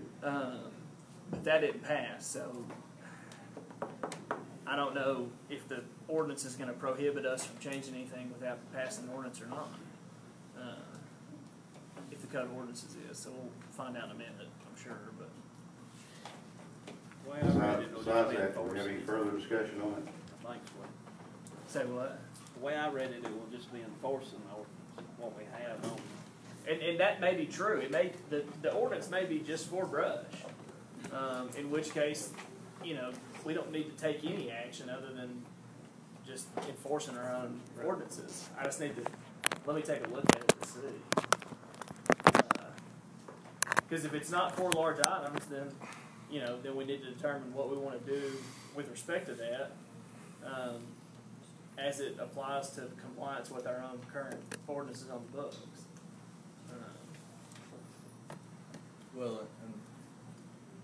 One recommendation that I have, and we've talked, I think I've talked to all of you at some point, at one time or another about our policies. We've got a lot of policies that we need to examine, and to determine what level of service that we would want to provide.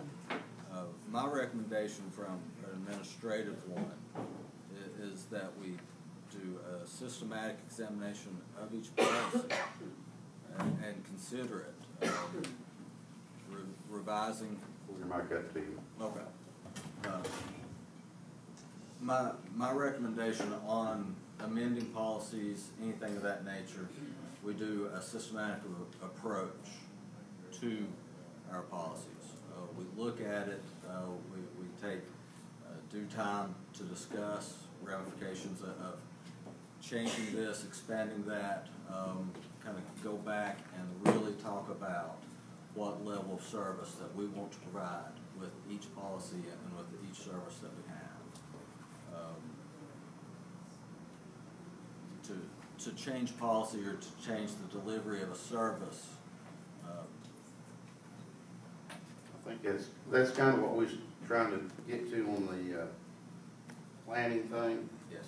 And to also set the foundation in our code book, because a lot of our codes and stuff are outdated, and that was a reason that we added a committee. What do we name that committee? The mayor and I have talked about establishing a committee, and basically be a committee to review committee to review city policies, procedures, and the delivery of municipal services. We'll come up with a shorter name for it later. And basically, it will consist of department heads and two aldermen. The department heads and two of the aldermen to actually set down, issues that come up involving this, for example. Right. Is to review it and get the wording and everything correct so that we can bring it to the board systematically and make sure that our ordinances are up to date and up to state codes, up to city codes, and going in the direction that you all as a whole in the planning process say this is where we want to be in 5 years, and we can set our code books and everything up to bring it in that direction for us. Because it's not just brush pickup, it's a whole lot of other things too. Right. got to decide on what services we continue to provide, what services we ain't gonna provide, or what additional services we are gonna provide. Yeah, because our code of ordinance is under the refuse and trash disposal. It's Title 17. You know, we pretty closely define what qualifies as, you know, something the town should pick up, the size of the receptacles, the weight, how, you know, limbs and sticks need to be cut, how they need to be bundled. I'm sure we're not enforcing all that stuff. You know what I mean? I imagine. I'm sure you don't get out for the tape measure, that's for sure. Yeah, well, and also, you know, it says that, you know, it gives you weights, how things need to be attached to one another, and then we have removal of cuttings, clippings, and leaves, and it goes into no stumps, no trunks, limbs, things of that nature. But I don't even know that, you know, large items are provided for under our code. I don't think it is. That's just something the city's done for several years. They had a large item pickup, you know, the last week of the month. And I think that was one of the reasons, and Garrett, you can correct me if I'm wrong, but that was one of the reasons that this came before the Planning Commission, is that, you know, Public Works had said this was an issue, that they were having to spend so much time collecting large items that they thought we should make some regulation against it. The board ultimately decided not to pass that regulation, but if my understanding is correct, that was the reason this was brought up in the first place. It was originally, yes. Yeah, and that, you know, they were saying part of the issue was contractors. They're worried about contractors gutting houses and leaving everything on the street. But the other, it was just mundane issues of things that they came in contact with fairly regularly. So, but I'm happy to work on how we need to word this, how we need to figure it out in the future, so that we can have ordinances that are workable and practical, so that the town can actually follow our code. And that would be my recommendation as well, is take a look, an examination of the services that we provide, that we are currently providing as they are, examine them in comparison to what the policy is, and then have an open discussion with the board about what we're doing, about what the board is authorizing, and then determine, because I can tell you from personal experience, once you start telling people, it's outside of the scope of the policy. The general public's expectation is that we continue to provide the service at the level that it has always been provided, regardless of what the ordinance says. So if we're going to be making changes, let's do an examination of the comparison, have an open discussion of it, and then let the board discuss the implications and what they would like to see done. Well, and I think this is a perfect example of an area where we're going to look at the policy and say, you know, potentially say, hey, we're providing more services than we're even required to, and it's putting a strain on our resources in this way or in that way, and we may need to make a change. So we'll just have to look at it.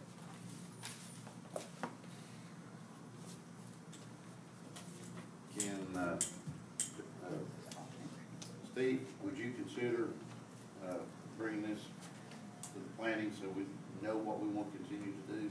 Yeah, let's do that, but I want it back on the agenda for next month. Okay. And since we're on the, I guess that has to be voted on first, though. What's that? What we just done? You can withdraw your motion. Yeah, that's what we'll do. Withdraw the motion and have it on the agenda for next month. And on the trash truck deal that we've uncovered, what is, I know, Mike, you were supposed to meet with Kingsport. Did you get any good information? Yes, Kingsport, I did meet with them. They would like to see another contract. They would like to see a contract in some form or fashion before the start of the fiscal year. They're very open to working with us, and even if we just continue using their service, we're willing to do a contract by which they phase out the service, assuming that they will be providing that service beyond the first of the fiscal year they'd be agreeable to, or, of course, this is dependent on their board approving it as well, but generally, a temporary contract that allows them to phase out their service as we ramp up delivery of that service in-house. When's their fiscal year start? July 1. Ours starts July. July 1st.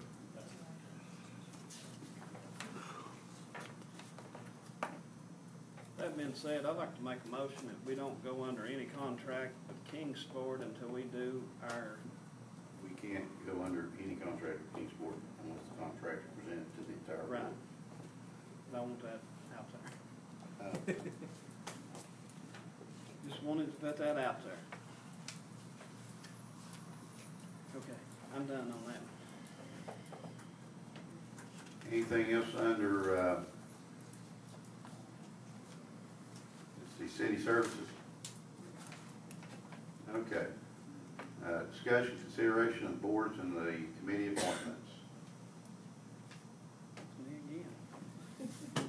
I've talked about personnel board, panel, committee.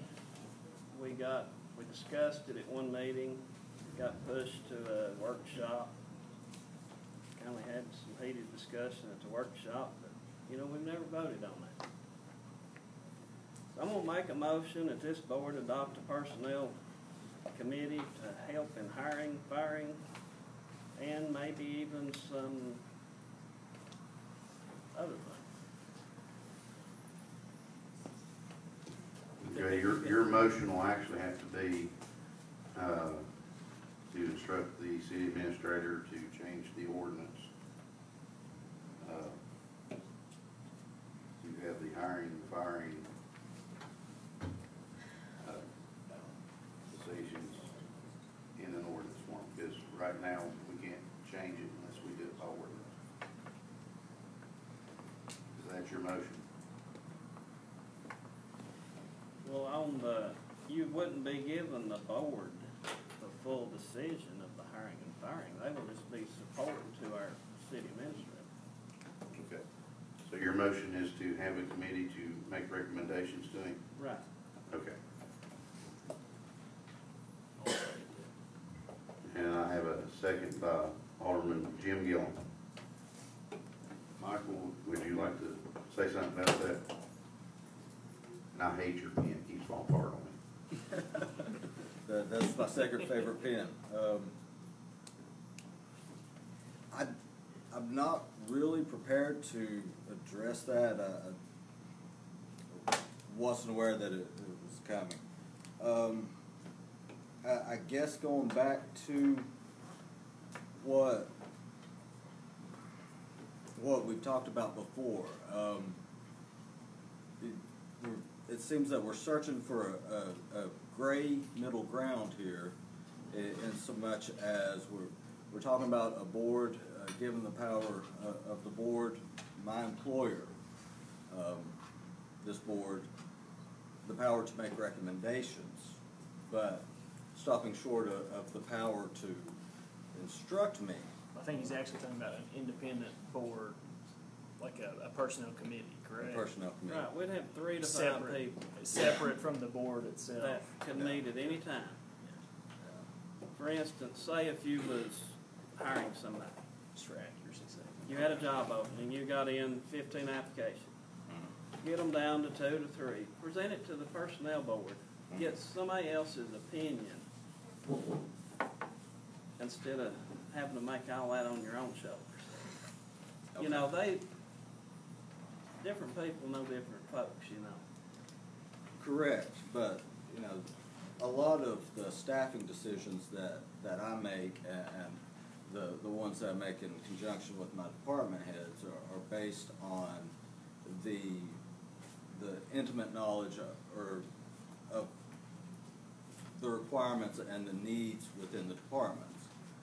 Any gaps in skill sets that this department has, you know, how personalities will interact with other personalities within.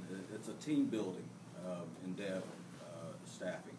So, you know, it strikes me again that we're taking the decision out of the hands, whether you call it a recommendation or, you know, just a flat out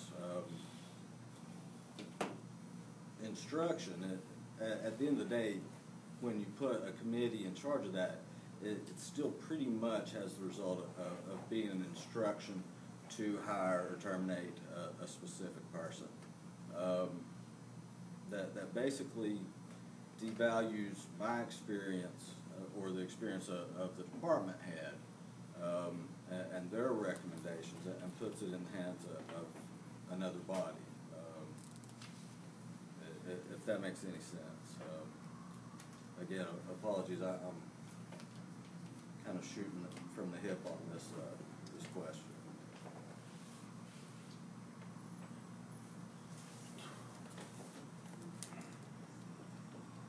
One thing I'm gonna ask you to do, Michael, at the workshop,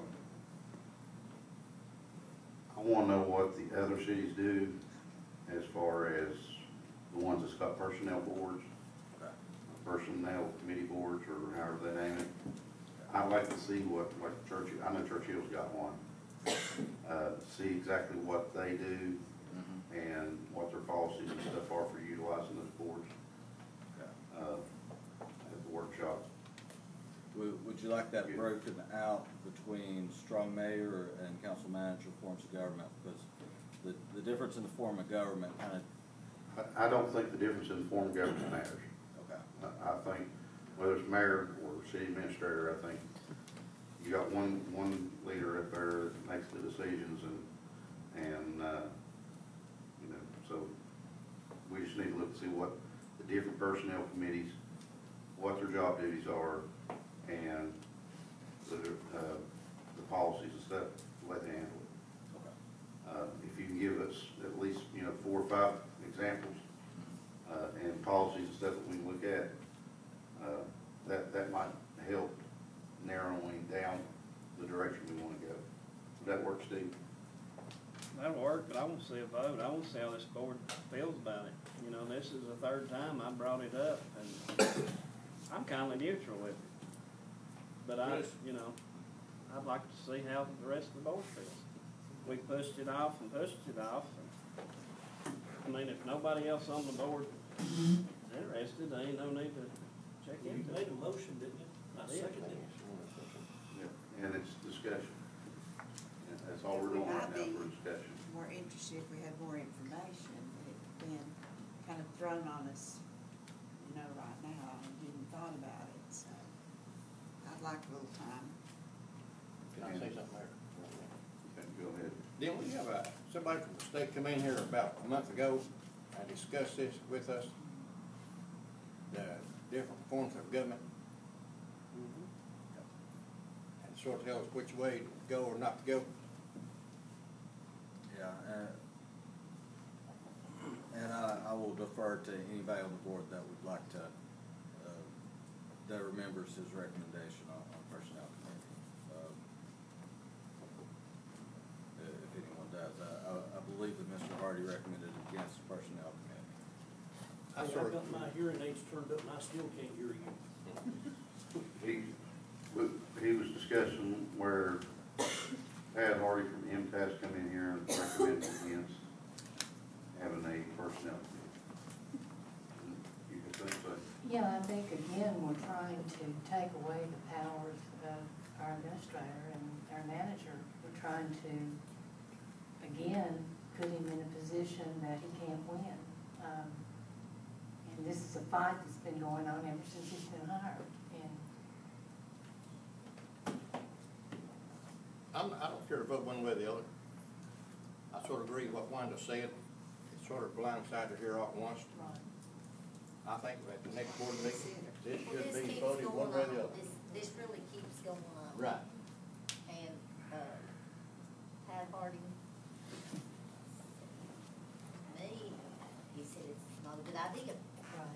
But also, Pat Harding said it was a great idea for the board to be involved in the hiring. So if you take the hiring to the board, that really poses.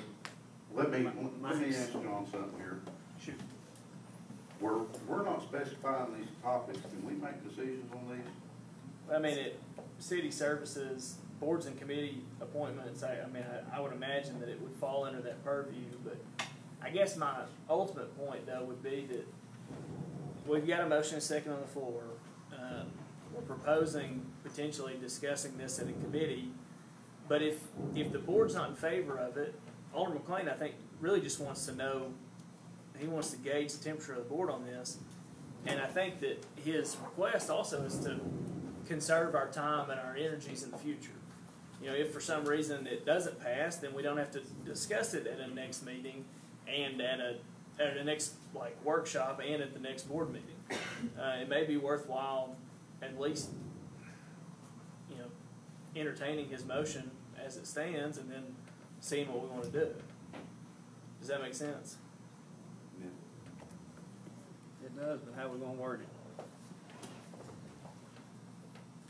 What was your motion to begin with? I've kind of forgotten. To adopt the personnel board or committee or. Okay. Motion to adopt a personnel board and committee to advise the city administrator Right. On hiring and firing. on hiring and firing. Correct. Okay, we got a second. I'll put how I feel about it. I want more information on how other personnel policies, Okay, personnel let me committees and stuff work. Let me try this. If I withdraw that motion and put it to your voting to entertain this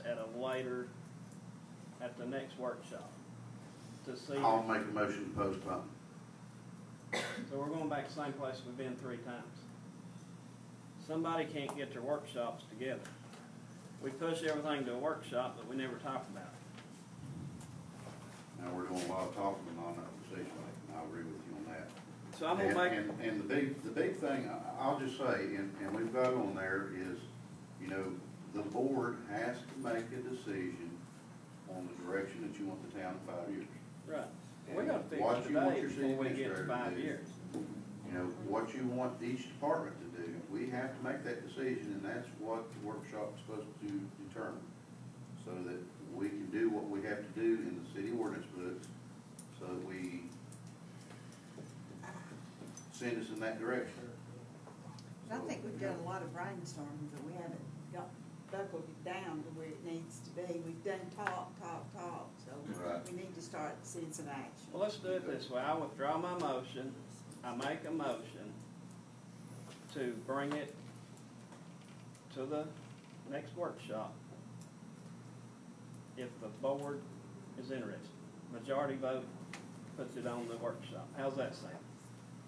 That works. I mean, that might eliminate us from even discussing this later I have a on. motion to bring this topic up at the workshop. Do I have a second? You do. I have a second. Any further discussion?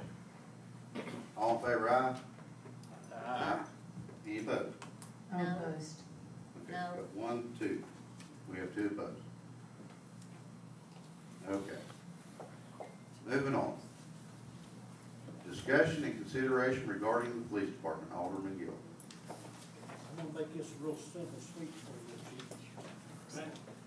I wanna make the motion that if we're gonna go out there and unmark cars and do traffic stops, that all your officers be in uniform. There's a lot of people out there think they're police officers, you can call them fake officers, imposters, or imposters, whatever you do. But I think that's just a policy, if you're gonna make a stop, it should be in uniform. Jim, get your mic. I can't hear you down here. We can't hear you. I'll turn this thing on. I think it's on, you just gotta pull it down towards you. Police officer should have. No. Well, the damn thing don't work. It might not be your fault. Yeah. Now can you hear me? Yeah. Yes. Well, you could hear it on YouTube. I said that I wanted, if you're gonna make, traffic stops, I want all the police officers wearing a uniform if they're gonna make traffic stops. Don't want no, police officers out there in plain clothes making traffic stops. There's just too many people out there, well, I'm a police officer, they out there to rape these young girls or whatever they can do. It's all over the country. And I'm not asking too much, just have your officers wear the uniform. Are they not wearing? So some don't. But that's my motion. Not everybody does. You have detectives from Kingsport that pulls cars over in. We're not Kingsport. Right. The state of Tennessee, everywhere, is, You know, if they wanna vote it down, that's up to them. If something happens around here, that these one of these kids get up there and mountain, get pulled over, and they get raped, I'll be the first one you hear from. Grady? well, we're not gonna do it. Well, I didn't say you were gonna do it, but So it why would you blame me for something somebody else did? because I'm coming to you, see, we can correct it before it ever happens. It's been like this for years.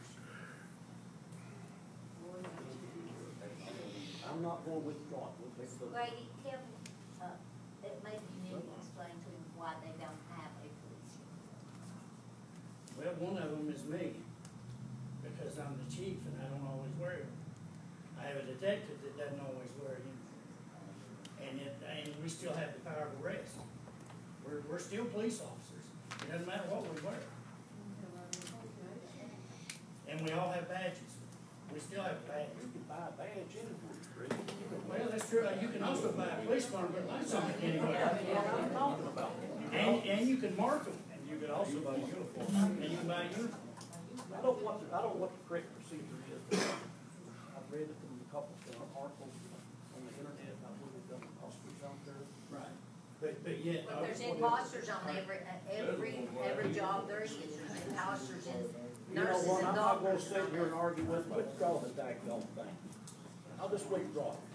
Now, see, people don't care what happens, so let them do it. Yes, we didn't make a motion. Yes, I did. I'll make a motion, I'm gonna stay with it, let's vote it down, my motion is as it goes. I ain't withdrawing. Okay, let me make sure I got this right. You're making a motion that police officers are not allowed to stop vehicles unless they're in uniform, That's right. correct? That's right. Okay, do I have a second? I'll second that, just see how it goes. I have a second by Stephen McLean, Alderman McLean. Any further discussion? You got unmarked cars, so what's the difference in an unmarked car and a man not having police uniform on? Just hold on, Rick. Police car's a police car. We have 2 unmarked cars.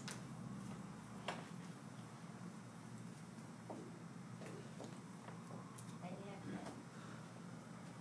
to Roll call, Michael. Alderman Wanda Davidson, Abstain. Alderman Jim Gillum. Yep. Alderman Stephen McLean, Yes. Alderman Pat Stillwell, no. Alderman Carl Wolf, No. Vice Mayor Jennifer Williams, No. Mayor Chris Jones. I'm going to say this because there are exceptions to the rule and your motion didn't have any exceptions. We do need to try to make sure we're in uniform when we're stopping the vehicle, but I am still voting no. I understand there's emergencies and times that you have to do it. Well, am I supposed to watch a crime happen if I'm not in uniform? You know. I'm not going to. You know what you're supposed to do, but you know my point, and you've already talked about it. And yes, we have. Okay, we're moving on.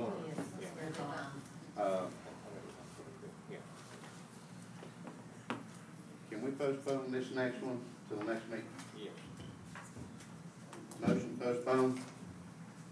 The financial report? Yeah. A balance report? Monthly You financial gonna hear report? from him? Oh. It's all Make it quick. I don't even have to read it. Everybody has it in front of them if they want to. Do I have a motion to approve, presentation and adoption of monthly financial report? So moved. I have a motion, I have a second. Second. You got it. All in favor, aye? Aye. Okay. Please, guys, a lot of these issues and stuff that we're seeing here today, we can hammer them down here in this next workshop when you decide on what you want them to do and what you don't want them to do. And then that way we can put them in the rule books, make sure the rule books are right. Because right now, they're only going by the instructions that's being given to them by the past boards. If we wanna make changes, there's where we gotta make the changes, and then we gotta run all them rules and stuff back through again. So, please, think about what you want for the next 5 years, and let's go from there. Okay. When's the workshop? The 11th of next month. I didn't know nothing about this, and I've already got plans and money invested to go on with our vacation. Okay, pull out calendar, do it. Okay. Let's get out here right now.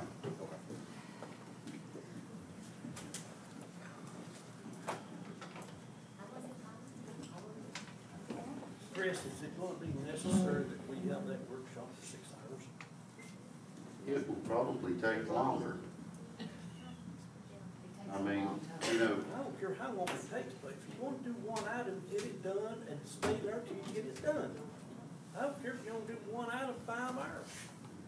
But we come in here, have a meeting, all we do is sit there, yak, yak, yak, yak, yak. Don't get nothing done. We don't, you know it. if you all don't make a decision on where you want it to be in 5 years, there's no way of getting there. It's just like, you know, we're ready to start on budget. We got, you know, we're right close to having the actual, where we can project next year's budget. We can't go into it till we get the 6 months, or the 9 months actual. Once we get that, we start projecting. But at the same time, you know, unless we know where we're gonna be in 5 years, we cannot make a decision on where to spend taxpayers' money. Because you've got to know where you're gonna be. So we got that to do. We've got to figure out what you want your police department to do. You've got to figure out what you want your fire department to do. Public Works, sewer department, we have to know where we're gonna be. If we don't know where we're gonna be, we can't sit here and make a decision. They don't wanna wear uniforms, we know how to do that. Drop Okay. Have we got any suggestions on dates from this board? anything after 15. We back on 15. Okay, so 15th and on next month.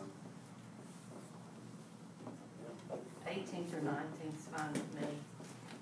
I've got an 18th or 19th, That's a Monday. Monday or Tuesday. That's fine. Monday or Tuesday. How's that look for you, Steve? 19th will work, but I'll be straight off graveyard, I'll be grumpy. You'll fit right in. We already. Wanda, how's that sound to you?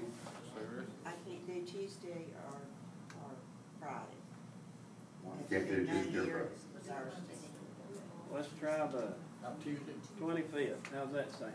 What about the 25th? What's that on, Monday? Monday? What days are meeting? Our meeting's 28th on Thursday. The board meeting.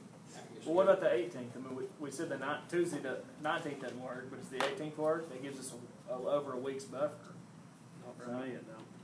No, it doesn't work for you? No. Oh, you're on graveyard. Right. Sorry. 25th then. We don't want him in here sleeping. Okay, so we're back to the 25th, is that what it is? What about the 4th? No, we'll be gone. What about the 21st? It's a Thursday. I thought all you people retired. 21st will work for me. Well, it lasts until Wanda, did you say Thursday's work? 21st would work for you, Was it Friday? but Thursday doesn't work for you. Is it Thursday? It's a Thursday. 21st is Thursday. Yeah. What's going on this coming Monday? You can do it Thursday. We can't do it Monday. No, I can't do it. Everybody so far down through here said the 21st is okay.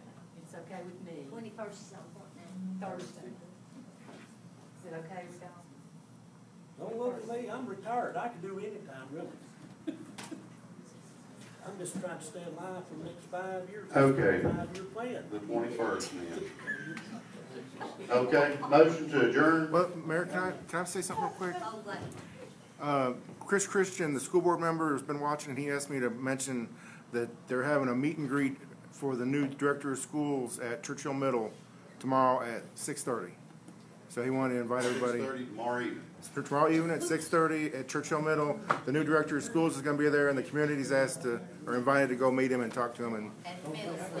yeah, at Churchill Middle. Churchill Middle School. Do I have a motion to adjourn? Yes. Second. I have a motion by Pat, second by Vice Mayor, all in favor, aye. Meeting's over. Yeah, and what can I